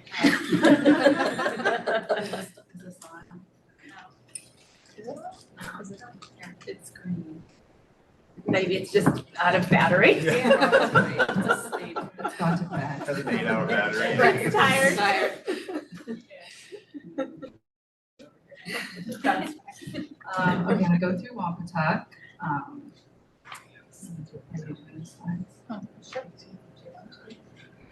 So we'll start with ELA. As you can see, our average growth percentile was in the high growth overall for grades 3 to 5. All students that were meeting or exceeding increased from 52% to 59%.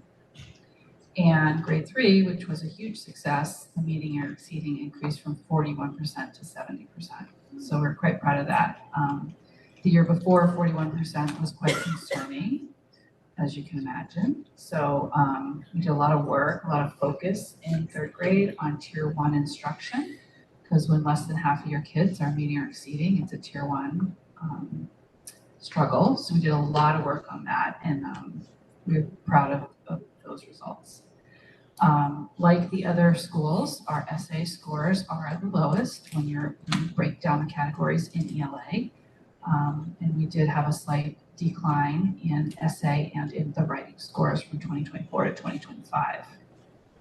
We're very well aware of that. Like Mary talked about, the essays were released this year, which they weren't last year. We find that to be very, very helpful for all the same reasons that Mary talked about and that Christine talked about as well.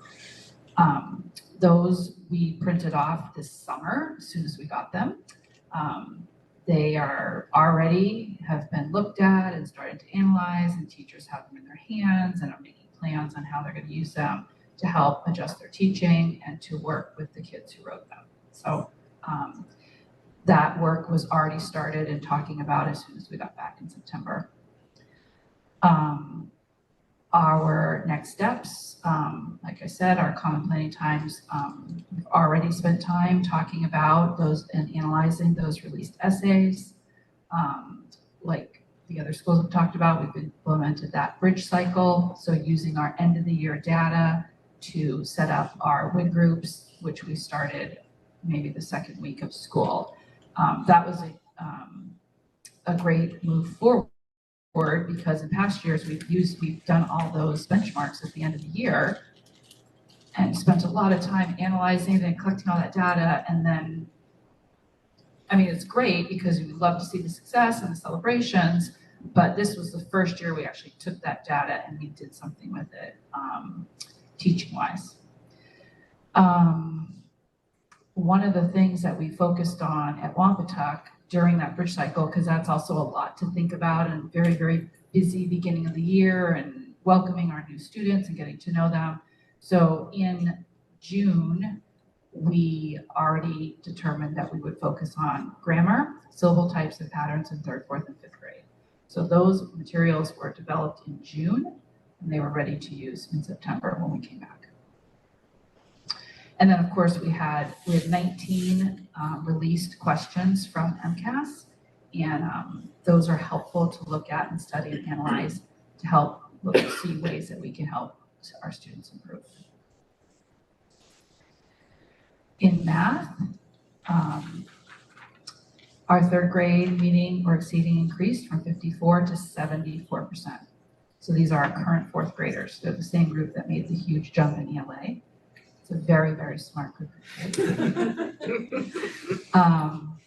Our 4th grade declined slightly from 74 to 71%, and our 5th grade declined from 59 to 49%.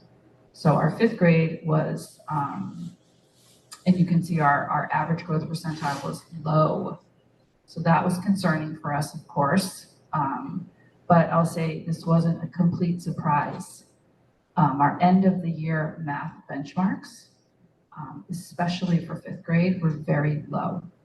And that was a surprise to us because the middle of the year was quite high. So for some reason, that group went from January to June, made a huge decline. At the time, we had a lot of discussion about it. And if you remember, we're using the state standards to look at our STAR now, and it's about 80% correlates with MCAS, and it in fact correlated for our 5th grade. So when I say we were disappointed to see such a decline, but it wasn't a surprise to us because we saw it on the STAR. So again, those conversations were already happening in June about what happened, why the decline. Some of the things we've talked about again already, right, when we came back in September and also in June at our data meetings, is really looking at that 5th grade pacing guide. Christine and Mary have talked about that. Peter, you brought that up about the geometry and the, we're giving these tests in May. We still have a month of school left. You can't stop teaching in May. Like there's still subjects to be taught. So it's like trying to do that spiral review like Christine talked about, and how are we getting all those topics in before they're asked to take the state exam. So we've really tried to focus on the spiral review, which is not built into the current curriculum we have, which is okay. They're not perfect, right? That's why we have to adjust them for the kids in front of us. This work has already started, but we'll continue to get better at that to help improve those scores. Their principals have talked about the time on learning, adjusting schedules. Again, those conversations have already started. Looking at schedules and the time on learning. Teachers, a lot of times elementary teachers are very good and at ELA and literacy and spend a lot of time with that. They're comfortable there and not always as much as math. There aren't probably a lot of elementary teachers that would consider themselves mathematicians, but they probably consider themselves readers and writers. So we're working on that. Our November 10th PD is focused on math, helping our teachers grow as mathematicians so that they can be better math teachers. So time on learning, we're spending time on that right now, talking about making sure we have enough time in those subject areas. And the use of manipulatives is another area that our current curriculum doesn't have a lot of, which is okay, but we need to be more aware of that and bring in more manipulatives. And then science, we did have a slight decline of our students meeting or exceeding, declined from 2024 to 2025. But we did, if you look at the specific areas, we did have an increase in tech and engineering. Again, students meeting or exceeding in that area, and the other 3 areas slightly declined. Just like the other principals talked about, we are in a science curriculum review year, which is excellent. This is my 6th year here in Scituate. We've never reviewed our science curriculum, so it's time. This is going to be huge for us. And then we all have teachers participating in the open pilot that's already been talked about. So Wampatuck accountability, overall, we've made substantial progress toward our state goals. In ELA, all students and all subgroups exceeded state targets at Wampatuck. Our low-income subset is on a path forward, which means that they are meeting and exceeding. Our scores are higher than they were before COVID. All other subgroups are still on a recovery path, which means we have not reached that point that we were before COVID. In math, all students met state targets. Students with disabilities were below targets. Our low-income students exceeded the targets. And our high needs, low-income, and students with disabilities are on a path forward. In science, all students met state targets and all of our students are on a path forward. So we're above where we were before COVID. And our chronic absenteeism declined. We had a huge jump last year. We exceeded targets last year. This year we did not meet our targets except in one subgroup. Like Mary, I take deep dives in this because it's just so frustrating to me. Like, why don't you want to come to school? Like, school's great. Like, we love, Wampatuck's great. So why don't you want to be here every day? So it's hard. And I think too, in elementary school, it's not always the kids not wanting to come to school, right? A lot of times it's the family situation and the child can't come to school. Because those kids that don't come, I ask them, oh my gosh, we missed you, where have you been? And often I hear, I missed the bus and my mom couldn't get me here. Or, situations that they're not always in control of, right? So it's not only working with the child, working with the families too. So even though we declined and I was disappointed in this, I'm hopeful that we're doing good things and we're giving the supports needed to our families to get kids to school. Next steps, again, the bridge cycle we've talked about, the curriculum review process, the time on learning, schedule alignment, the data meetings, those are happening this week, Wednesday, Thursday, Friday, all day data meetings at all 4 elementaries, and then the cross-district grade level collab time. Any questions about Wampatuck? I just have a clarification. Sure. So it says chronic absenteeism decline, but that's the point. Yeah. Yes. Yeah. Not absenteeism. The point, you didn't Correct. Get that. Correct. We last I year. was like, oh, good. Yeah, no. So chronic absenteeism went up, so our points declined. We were 4 in all subgroups last year. This year we were 0. I know, it's like, it hurts my heart because I spent a lot of time on this, a lot of time talking to families and the letters and the phone calls and the emails and, a lot of time. And so it's hard when that happens. I don't have any questions. I just want to commend all 4 principals. I just have appreciated hearing the progress, the areas you're working on. And I also just love, even though it's not always what you want to be happening with students, I just appreciate that. Like when you were talking about the STAR score, Tracy, and you were like, we saw it coming. I don't want to impose my feelings on you, but that must be empowering to know that on the ground what's happening, even if you can't change it in that moment. And so I'm just so impressed and appreciative of the deep dive and it just seems like you have a real sense of what's going on, and I've just appreciated hearing the transparency in the conversation. So thank you for all that you're doing with this data and bringing it to us. You're welcome. We just have one more slide, just sorry. sorry, we're not done. I'm sorry. We got some time? How much time do you have? We're still going. Ryan and Mark, sorry. Appreciate it. No, we've talked about most, just these were just elementary ones. I don't think there's anything on here that we haven't already talked about. So I'll say that. Yeah, good. Thank you. Thank you so much. That's great. I know, I'm gonna get mine in 20 minutes. Oh wait, I do have one more thing. I'm so sorry.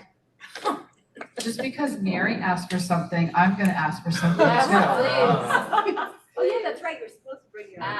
Yeah, I have, and on the back of my Post-it note here. A lost opportunity is our para librarians. We need certified media specialists because we are not doing a due diligence on our digital literacy standards.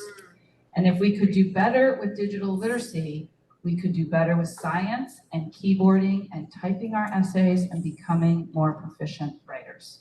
So we need certified media specialists at the elementary level. I will say that's something we've discussed in conjunction with the new school. We've talked about Because that of that for years. massive, amazing, new highlighted space. Yeah, we need it now. Is this a certification or is it? Yes. Yes. We have none, we have none. Not at the No, elementary we use library, we use paras for our You library. had me at keyboarding, Tracy. Yeah. Like, I'm feeling we need keyboarding. But we discussed that in So our, it's two separate. Yes, whatever we do, those other days that we. And I agree with all those things, but I would also make a plug for the foundations of third grade. That's easy. I feel like that's easy. Yeah, So, that's easy. A person is a lot harder. At this time, we'd like to invite our Oh. high school principal, middle school principal, and director of special education to the table. Thank you, Ryan, thanks for moving a meeting along. The 11 p.m. movie. Oh, man. Hello, everyone. So earlier this evening, I had the pleasure of presenting this to our school council, where we went into great detail about the different cohorts. So I plan on doing kind of more of a larger kind of big picture overview instead of looking at individual cohorts. So That sounds great, Zach. on the whole, I would say all of our results remained fairly steady as they have in years past. 61% of our students in grades 6 through 8 were either meeting or exceeding expectations. Average scale score of a 506, which is in the proficient range. And our average student growth percentile was 48.6, which is in the typical range. As we drill down, we recognize that writing continues to be an area that we can continue to improve in. So that will continue to be an area of focus. When we look at the pieces, reading, in the assessment of reading, that was an area of strength. So we hope to continue to cultivate that joy of reading through our independent reading program and our library media specialist. Her push into classes definitely has an impact on the culture that is set in reading at our school. And finally, we're super excited this year to begin using the STAR assessment to have data, real-time data throughout the year that we can use as a predictor of where kids will do on this state assessment, but then also kind of how to close gaps instead of waiting until the very end of the year to get MCAS results. So this will be the first year that 6th grade, 7th grade, and 8th grade are using STAR.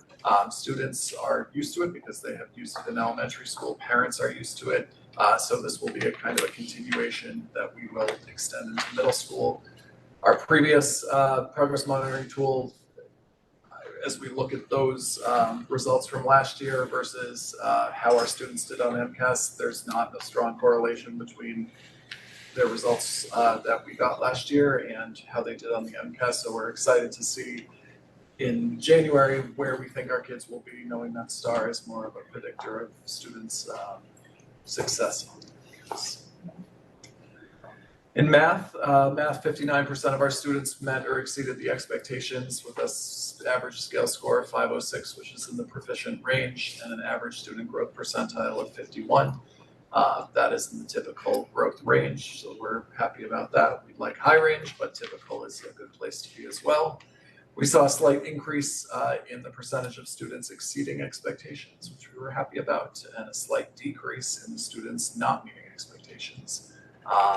In terms of areas for strengths, functions, and statistics and probability, in grades 6 through 8 all seem to be an area of strength, whereas expressions and equations at grades 6, 7, and 8 were all areas that need additional development. If you remember last year, we implemented a new math curriculum at the middle school, and so we are continuing to implement and use progress monitoring tools in terms of what we're implementing and get ongoing professional development from the curriculum providers.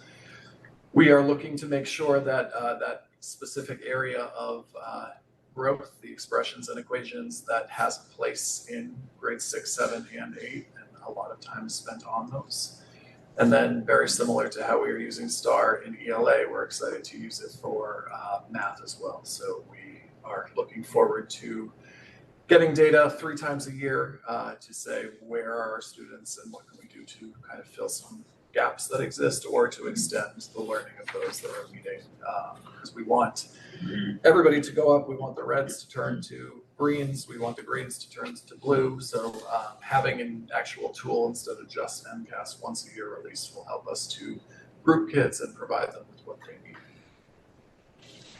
In terms of civics was this was the first administration of the civics MCAS. Very few of our students did not meet expectations, so we were pleased with that. We also noticed that it was fairly consistent with how they did on the ELA portion of MCAS, because a big portion of this assessment is reading and synthesizing primary sources.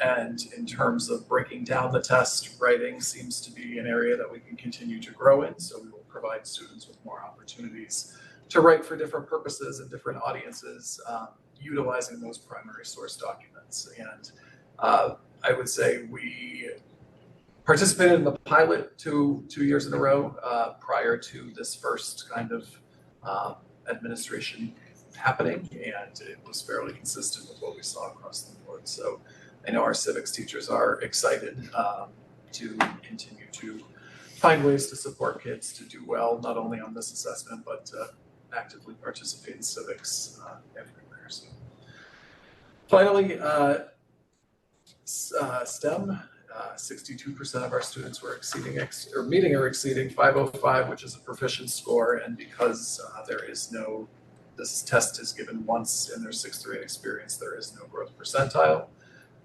We did, despite the state seeing a decrease, we saw a slight increase in our scores, which was nice. It was funny to hear, not funny, but it was interesting to hear that Earth and Space Science were an area for growth in the elementary level, because this was one of our strengths in the 6th through 8. And what we think about when we think about this assessment is this is 3 years of content that students are taking in 8th grade. And so one of the things that we put in place last year was we were trying to embed different pieces into all areas of the curriculum, so that what they learn in 6th grade, they're not kind of forgetting by the time they get to 8th grade. So we are looking at kind of spiraling our curriculum, and we are doing this through different systematic assessments, rubrics that we're using that incorporate different aspects that can be seen in all 3 years. And with that, our kind of final big pieces, cause for celebration. We last year met 57% of our targets. This year we met 69%. So we're seeing some growth. We're seeing growth, and that's great because we want to improve in our targets. The thing that I'm most proud of, that I think our school is also most proud of, is we are exceeding our accountability percentile to pre-pandemic times. So in 2018, it was 49%. We are up to 76%. And that accountability percentile comes from achievement growth and chronic absenteeism. So we are continuing to get better and better and better every year. By the time I retire in 18, 19 years, that will be 99%. But I'm pleased with the progress that we've seen, is 49% to 76% in not just 6 years. We are on target and we are moving.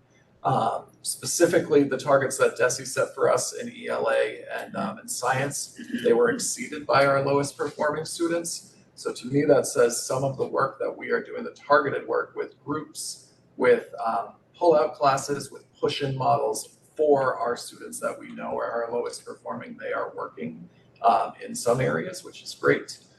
All of our student groups were in typical growth, so that's students with disabilities, English language learners, low-income students. They were all in the typical growth for ELA and math, which we're pleased with. And then in terms of our targets for chronic absenteeism, they were met for all student groups. And so that means that some of the interventions and the supports that we are putting in place, the partnerships that we are developing with families, are having a result on students attending schools. So lots of cause for celebration, and also room for continued improvement, but we're not moving backwards in any areas. We just want to move forward, and that seems to be what our data is saying too. Next steps, we will continue to train teachers utilizing open architects, and that will just allow them to have even more access to the data. MTSS, we're in year 3 of our academy, and we will continue to identify specific supports for students. A lot on the previous slides mentioned win blocks.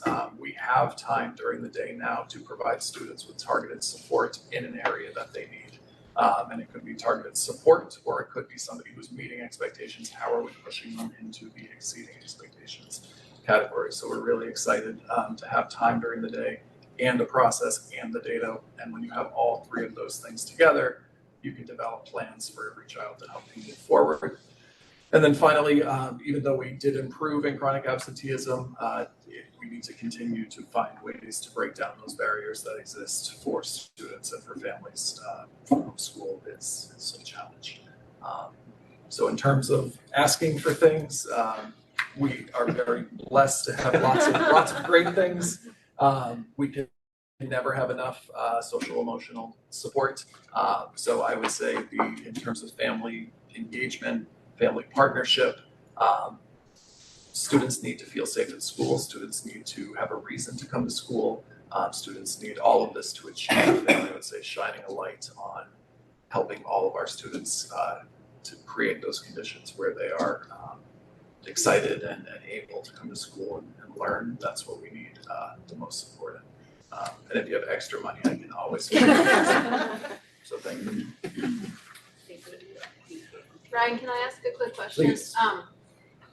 I'm assuming this is coming, but just wanted to check in. Is there a plan for a writing win block? There are plans for writing win blocks, math win blocks. So right now we're in our first session of win blocks, and we have a literacy focus, which is either focusing on vocabulary or main idea and detail, and we also have some math ones. That is based solely on this big MCAS data. Since this MCAS data has come out, we've given the benchmark of STAR, which breaks down a lot more. So in our second round of win groups, you're probably not going to see big things like literacy. You're going to see things like responding to text, nonfiction text and writing, and that's going to be a group. So I figured that is one. yes, and we're very excited for that, using STAR to then say, here's the group. Obviously, MCAS data is important, it's good, but it's big. Yeah. Like small data to Great. really drill down. Thank you. Yes. Thank you, Ryan. Okay, so at Scituate High School, is this working? Battery? I'm not even sure. I don't think you need it, actually. I I don't. decided you don't need it. I feel like there aren't that many people. That's I don't think there's anybody on Zoom. That's what Seth said. So at Scituate High School, we had 72% of our students exceeded or met the criteria. Percentage of students went down a little bit. Our student growth percentile up slightly from 2024. We increased in all subcategories except reading, your point, Mr. Gates. And we're dedicated focus on the lower performance students, which I'll get into a little bit more as I go through my slides. Some of our next steps, implementing a new benchmark for 9th and 10th graders.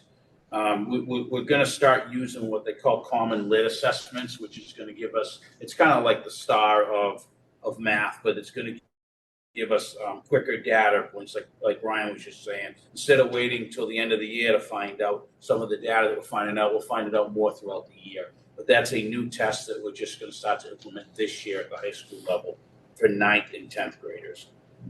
One change we made in the classroom, we separated our CP and our honors level courses. They were combined, and we thought that it wasn't challenging our students enough. So we separated those. This is the first year of that for instructional purposes. And all of our ELA teachers as well are doing a 10-module course on adolescence literacy, which we think will help throughout the process too. For math, we had a slight increase in our percentile of students meeting and exceeding expectations. It went up by 1%. We're at 65%. Algebra and functions were a strength this year. and geometry and stats were an area that we're concerned about, and probability areas of focus. Some of our next steps is to ensure alignment of geometry standards throughout grades 9 and 10th, increase in opportunities for statistics and probability exposure throughout the 9th and 10th. And we're going to use the STAR benchmark for 9th and 10th grade. And we're going to try to create, the lower 25% that we're concerned about. We're going to create win block supports for them to help reinforce some skills and concepts that the students need. And hopefully we'll see results down the road with that. We're getting in the beginning stages of STAR as well at the high school level. So it's going to take some time to implement, but it does give you faster results and faster feedback, which is something we're really excited about moving forward. STAR math will go up to grades 9 and 10. 9 and 10, yes, yeah. No, I was just wondering, it's interesting to look at statistics and probability. It seems like it's strong in middle school, but then there's a drop in high school. I'm just wondering what that is. Yeah, we Is it cohort or? Just curious. Our first biology slide is a slide from 2 years ago, just for accountability purposes. We saw a slight increase in percentage of students exceeding expectations. In ecology and biology is something we've identified as an area of concern, an area that we need to improve in. And if you look at the second slide, our DESE accountability reports, we decreased in percentage of students exceeding expectations and we performed very well in genetics, but obviously we dropped a tremendous amount, way more than we expected to. And it's an area of concern of ours, and we've got some next steps that we're going to work on immediately to try to improve this. And ecology I met with Pat, and that's one of the areas that we're concerned about. The students scored really low on that. And one thing about ecology is it's taught in September. So one of the things we talked to our teachers about was a scope and sequence where throughout the school year, they're going to reflect back on ecology. So the next time they see it isn't in May, so that they can reflect throughout the scope and sequence throughout the year on some of the skills. Our next step is to increase focus on language skills, review prior learning by providing content through the curriculum, and develop win block groups to support our specific content, similar to like what we're doing in math. And again, we're looking at data to improve ecology. That was a real weak point, brought our scores down a lot. So we're trying to scope and sequence it so we teach a little bit more throughout the year. This next page, our accountability data. Data suggests we need to put some supports in place for our lower performance students. Training teachers on adolescence literacy is huge. What we're going to do for every teacher in English. Math curriculum will focus on instructional practices and chronic absenteeism.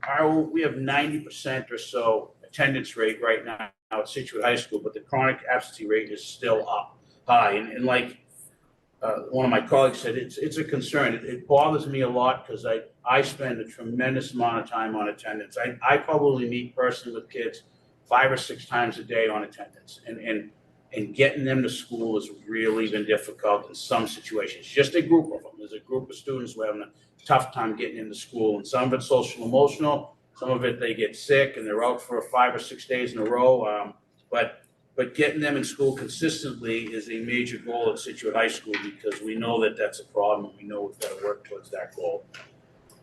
So some of our additional steps, this year we're starting an MTSS process, and the MTSS process this year at Scituate High School is geared towards the students that we're concerned about, struggling students. We're going to identify students that have high absentee rates, students that are not doing well in school, and students that are kind of disengaged, and we're going to take those group of students and add win block supports for those students. So we're hoping with the MTSS, it's going to take a little bit of time, but we hope through our process of MTSS, which we're identifying students earlier that need help and support, that it's going to help our overall build and our overall scores. We also expanded win block to 5 days a week. We added a sailor block on Wednesdays, which is really going well. I walk around the building during win block, and our building is the best setup we've had since I'm in year 3 now. We have math teachers and almost like a math lab type look, working with students on skills for 25 minutes, 5 days a week. Our English group we had students writing essays and working on essays, and it's really been good. They have to have a pass if they're in the hallway. If they don't have a pass, they come down to the office with me, and some of their passes, they'll have like a rock in the house. So no, have your teacher write a pass, but they're taking it serious. They're not leaving the building without some kind of pass. So we're trying to hold them more accountable than we have in the past, and we're seeing the difference in the classroom during wind block. Content-specific areas I talked a little bit about, identifying students with low scores on the STAR test, and we're going to put them into wind block supports through math, and then our English teachers being trained. We're trying to build a building-wide focus on co-teaching. We're going to take our special education staff and our classroom teachers, and they're going to work more together to develop lessons together and to do a little bit of there's some vocabulary that students walk into, some of our special ed students, and we're pre-teaching that vocabulary prior to the lesson. So when the student goes into the lesson, they see the vocabulary and they're not lost. So we're trying to pre-teach a little bit prior to them getting in so that they're a little bit more engaged in the lesson. This is funny, and I'm probably going to do it, but we are very concerned about them not taking the MCAS serious because there's no longer graduation requirement. I stood outside of the room before the biology test. I heard students saying, this doesn't count anymore, this doesn't count anymore. And it does count. It counts for, just because it's not a graduation requirement, this counts. So I'm probably going to have an MCAS rally with the whole sophomore class, bring them in with slides. I'm pretty good at this. Like, I can rah-rah people with slides, and I'm going to talk about the importance of this exam and about why it's important. It's important for our school data. It's important for your possibly placement of classes the following year. There are scholarship opportunities. I'm going to send forms and letters home to parents, so please get a good night's sleep, eat a good breakfast, take this test real serious. So I'm going to do something like that, some kind of MCAS rally with the kids and staff as well. Because, so staff can reinforce to this, since this is an important exam, we need to take it more serious. As far as wants, a math specialist is needed at the high school. We don't have a math specialist. We're starting to put supports in during wind block with some of our students that we need extra support with. So we're putting these supports in. So a math specialist would be huge. You're gonna think I'm crazy, but we are struggling with chronic absenteeism. I don't know if it's ever been thought of in this district to do a district attendance officer, some kind of attendance officer. Yeah, truant officer. I know they have those in the cities. In Plymouth we had one, and I met with every Friday. I would meet with the truants officer, and he would come down, and I would say, these 10 kids missed 3 or more days of school. Those kids were in school on Monday and Tuesday. He went to the house. He went and saw him.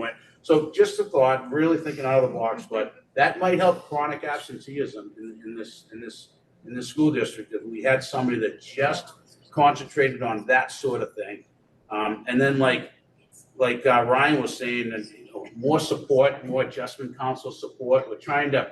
We're going to increase some of our supports in our program, and another adjustment council would be really huge to help support the kids that we're not losing, but where they're falling behind and they're not coming to school continuously. When they do, they go up to the lighthouse, and we need more support in that lighthouse room to get them back on track and back into the classrooms and back refocused. So another adjustment council would be huge. Thank you. Can I just ask one tiny question? Sure. Sorry. Yep. What is the difference between these two graphs about the biology MCAS? Can someone explain that to me? Can you help me with that, Ryan? Yeah. Sure. One is 2 years ago and one, right? Yeah. That's correct. So when they run the accountability system for 2025, they do it for the sophomores. Our sophomores all took biology in 2024. That biology exam is the one that's in the state accountability system. Yeah. But our freshmen just took this. This is going to be next year's data in the accountability system. We wanted to share it with you because these are our sitting sophomores, and this is how they did. It's Surprise. a principal arrangement. Yeah, we talked about it. Okay. We're working with this right now. Patrick Newton's working with it with teachers. We're thinking about ecology and other pieces like that. We're not going to wait a year to dig into it. We're already looking at it, but for accountability purposes, you don't see this reflected yet, you see last year's. And so high schools around the state are able to offer biology in grade 9 or 10. Correct. That's correct. That's the information I needed. Just a couple of things to, if you don't have any more questions, just, we're improving our dual enrollment program right now. We have dual enrollment, we have 2 classes that we do enrollment with through Quincy College. We're gonna add a math and a science class this year, which is gonna help students because they go ahead and get college credit for it. We have 2 innovation career pathways that are running right now. One in business and finance with the Shark Tank marketing plan, and the other one is environmental stewardess. We have students working with the Coastal Research Program, and that's going really well. And then Project Lead the Way has been a real success in that building. What those students are doing in that room, working on building things, and they built a little car the other day that they were driving around through the hallways, and it's really high. They tried to hit me with it. They really did. They tried to hit me, tried to jump around. I'm not real quick, but I had to move around. They were trying to hit me with it, but just some of the things they're doing, high rigor, real rigor stuff that UMass and I think UMass and WPI right now are accepting some of the Project Lead the Way credits right now too, which is good. So. I have a question. I think probably Ryan or you, Mark. If MCAS were a requirement to graduate, how many of our high schoolers might not have made that requirement? Do we know? Yeah, sorry, did you want to? No, go ahead. Yeah, they It's like you didn't have to. Well, you didn't have to actually meet the expectation to graduate. You had to score. You could score in the partially meeting expectations, and then the district would need to create an EP educational proficiency plan for how to help you meet grade level proficiency. It was the students that would score in the red. So if you take those red percentiles and imagine they never took another exam, that would be the percent of students who might not be able to meet the graduation requirement. But even if a student failed maybe in 9th grade or 10th grade, that they would take it again in order to meet it. But that's the percent to go by is the red. So I'm sorry, Mike, I don't have my. Zero? Is it, well, 0 in biology? No, it looks like, to me, that looks like a 10%. Is that what it is? I can't, it's not clear. 6%. Thank you, 6. Yep. But they would retest several times. Correct, but that would be the. Yeah, there's also a portfolio way they could go about graduating too. 6%, so it's like 12 kids. That's always, we are concerned about that, but that's what the number has been. There's always been some percent of students that need to do it multiple times, but it would be the students who scored in the red. We don't need a plan for them to revisit biology now, whereas before we needed to come up with that plan. So we have those available resources that we were using before. Correct. There are some curriculum resources. Coming up pretty soon is the new competency determination policy, which we are required to set forth some new graduation requirements. Competency determination requirements, which will require passing a certain number of English classes and math classes in the first couple of years. So that's coming. In other school committees working on those. Thank you. Thank you. Thank you. You would like. Okay. I'm going to improve chronic. Look out, those hallways, those vehicles. I will improve it. Give me time. I don't know. Go to the house. We'll go to the house together. You and I will take rides every morning. Wouldn't that be fun? It would be fun. Just start a little earlier. Okay, on to special education. If anyone is still listening at home, this is Michelle Bobert, Director of Special Education. And what I did was first of all, I love the open architects. That is a game changer. I did the data from there. I also looked at our the published results from DESE. But synthesizing across all grade levels, I looked at percentages of students on IEPs in every content area and just looked at what percentage were meeting or exceeding expectations, what percentage were partially meeting, what percentage were not meeting. This data includes out-of-district students because they count towards our district's profiles. They don't count towards the school profiles. So where, if you see something like 13%, slash, 12% or whatever, that means that some of the data indicates out of district, included out of district, some didn't. But basically, it's always a challenge on reporting out on this, because to be eligible for an IEP, a student must have a disability and they must not be making effective progress in the general ed curriculum, and MCAS is a test of the general ed curriculum. So not surprisingly, most of our students fall within that not meeting expectations, which, back in the day for 10th grade, still is, passing. And so our students on IEPs in grades 3 through 10 range from 60 to 66% of them as an aggregate fell within the partial meeting expectations. 14 to 20% fell within not meeting expectations. And then we also had, I broke it out, ELA, 61%, 21% met or exceeded expectations. For math, 20% met or exceeded expectations. For science, 31/32%, depending on the out of district, if they were included or not, met or exceeded expectations. So we always want to do better,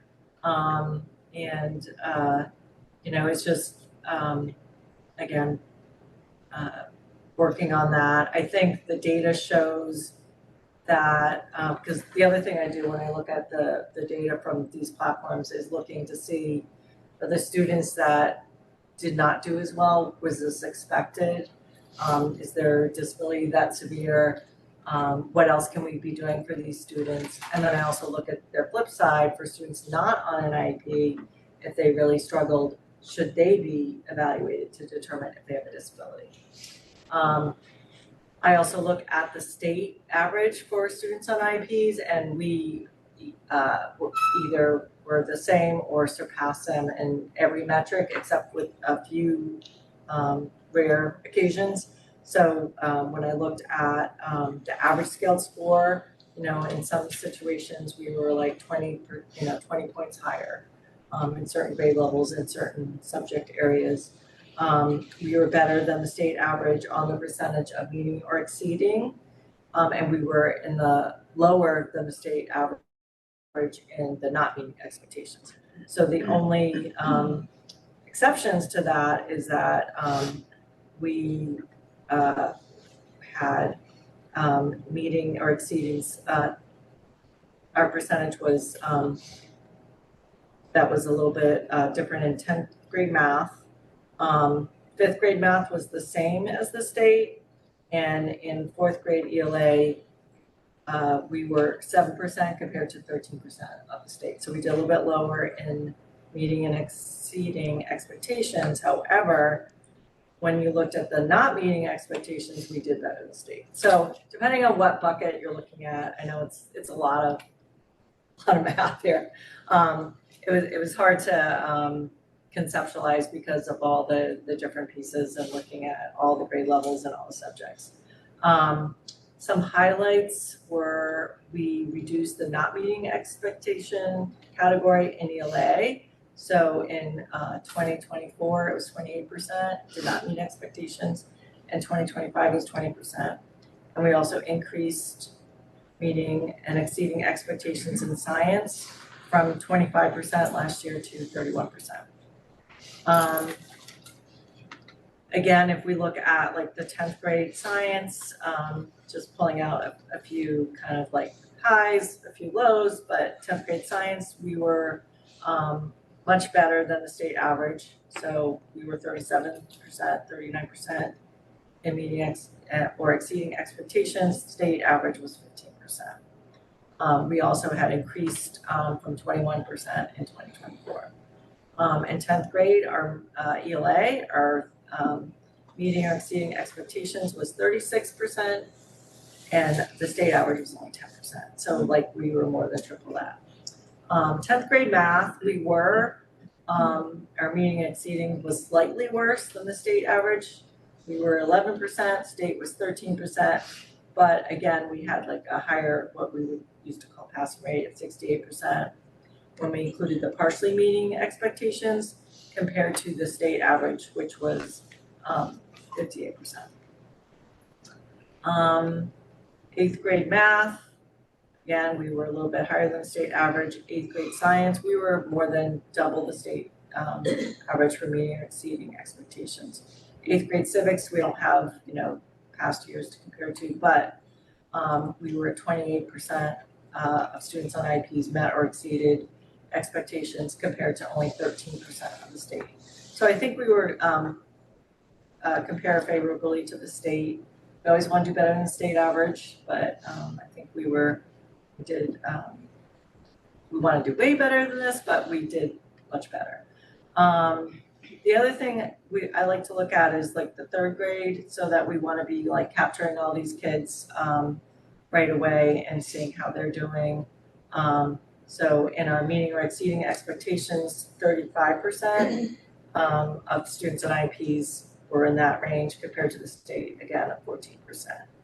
And in math, it was really very favorable. 41% of kids on an IEP met or exceeded expectations compared to 17% of the state. So I'm wondering if other districts in the state are not identifying kids, maybe picking them up or earlier for interventions. I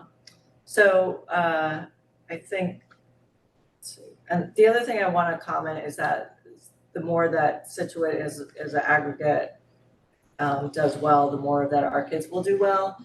So most of our kids on IEPs are in the least restricted environment. 79% attend full inclusion classes. We also have our own state targets in special ed and our own accountability. I think you might have received that little report we got about a month ago. The state target for inclusion placements is 65%, and we exceeded that by 79%. So that meaning like all the general, everything that everybody's doing is helping our kids also on IEPs. They're all our kids. So next steps, really just meeting with school teams, especially special ed teams, to really look at this data and adjusting our instruction, reviewing our IEPs to see like, do there need to be more accommodations? Do we need to look at more specially designed instruction, especially at these targeted areas? Also meeting with school teams for looking at child find for students that didn't do well. Do they need to be evaluated to determine if there is a disability? Reviewing criteria for the pull-out instruction when needed. We started a language-based learning disability program at the high school. It's only in second year, but we're building on that. So where needed, or we're doing more small group classes. So that program is teaching an ELA class. And then I also, we were able to use some grant funds, and so we're starting a special ed resource library, which I will be delivering books like this about high leverage practices. This one's for inclusive classrooms. There's also ones for students with intensive needs, but just trying to build like our own understanding and best practice in special education. So each school will have like a little like lending library for teachers, including gen ed, if they want to review those. And then finally, just like collaborating with the principals, curriculum coordinators across the district to keep working on attendance and working on academic achievement. Thank you, Michelle. Any questions? This is just a hard category, knowing complexities of IEPs and each student's individual needs to lump everyone together in one. Yeah. I'm glad you're finding Capture open those architects useful though. What's that? Architects, I'm glad you're finding open architects Oh useful. yeah, because you I imagine can. for you it's really helpful, so I'm glad to hear that. Yeah, you can really drill down to each student and look at everything. So you can look at Exactly. the attendance, you can look at the star, dibbles, and our teachers are gonna start using it too, because before that they had to like Yeah, go and over find it. everything. Exactly. So it really is, it is a lot of fun, and it's a great way to get the information. That's great, thank you, thanks. Thank you all. Very much. Thank you. Good night. It's some sleep. Yeah, no, We had one more slide, Ryan, but that's okay. Oh, sorry, sorry. We have Battery died. Oh, Battery yeah. died. It was a long night. Yeah, we want to thank our principals for all the Yeah, work that yes, they we did do. to Very much to so. prepare their slides and All. stay knowledgeable about their data, Dr. Gobert, so we really appreciate Very much all that information and our teachers who do the work every day, teaching students, and the final slide is just about where building systems and structures to bring data closer to students at the school and teacher levels. It's a big goal this year is to provide time on November 10th, to give teachers time to look at more timely student data, because we know that when they have access to that data, they have the biggest opportunity to change outcomes for kids. We know our teachers work really hard. We're just thinking about how do they, to give them the best information to do what they do. So obviously our principals are on top of the data, and we're excited to share those resources with teachers too, so they have the best data for their students. Thank you so much. Thank you. Okay. Policies. Okay. Do we want to move our conversation about AD to AE to next? I think meeting? that's fine. I think it's a great Because idea. we do have to do this vote on the LBA and the KCE, so Let's let's just just do our do votes. do that, do the votes. Yep. So per our little memo, LBA is the middle school pathway exploration policy.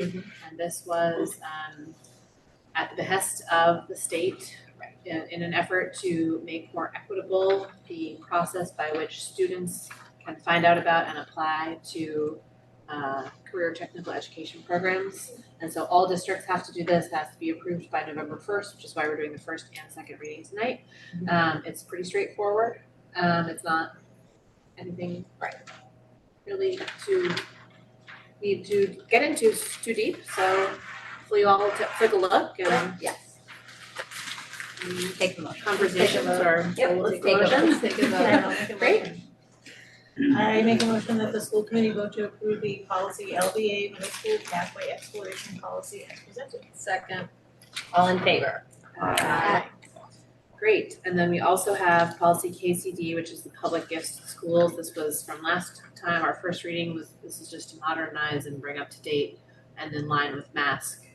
Model policy, which recognizes kind of the proliferation of donations through different venues and things like that. So it's just bringing us into alignment with Mass General Law. Did it, Janice? Well, I do have one question. Okay. Because this is gonna be like earth shattering to all the people that are accepting gifts and whatnot, so there has to be a lot of education. Well, I have news about a more earth-shattering thing that's coming in the Ks. Okay. I think The Ks. the Ks are gonna be big. Just, I mean, is there gonna be like a roadshow to? I've started the conversations already with some of the PTA. It's important though. It's important. It is, I just didn't wanna, I'm gonna ease into it because you're right, it is gonna be a bit of a surprise to some of the groups, so we're gonna go slow, but we're gonna bring ourselves into compliance. Okay.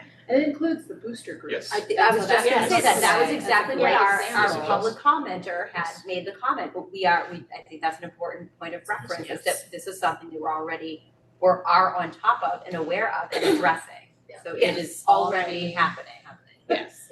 The other K one that came to my attention was that there's state legislation passed about raffles. And Oh. that is a whole other rat That's nest a whole- that's gonna come in yeah. Ks. Yes. Anyway, let's keep going on tonight. KCD unless anyone else has any Okay, I questions. make a motion that the school committee votes to approve policy KCD, public gifts to the schools as presented. Second. All in favor? Aye. Approval of minutes. Okay. It's recommended that the school committee vote to approve the September 29th, 2025 minutes as presented. Second. All in favor? Aye. Okay. Warrants. I'll table them for next time. Okay. Correspondences, other business, et cetera. I do have one more. What is it? Do we have to tell, who, about which days we're going to the conference? Yeah, like, are we gonna? Oh, Sarah. You already had We to already tell did her a that. full lunch. Yeah, We just already for had to lunch. tell It's a her. full conference ticket. It's one ticket. We for just the had to whole- tell her for lunch. if you Oh, wanted okay, lunch. all right. Yeah. You can still go on a day you Yeah. didn't tell her if she You bought just you a buy my ticket own. that day. You just Yeah. fend for yourself. I don't think it's. I can do that. Yeah. Okay, take a motion to adjourn.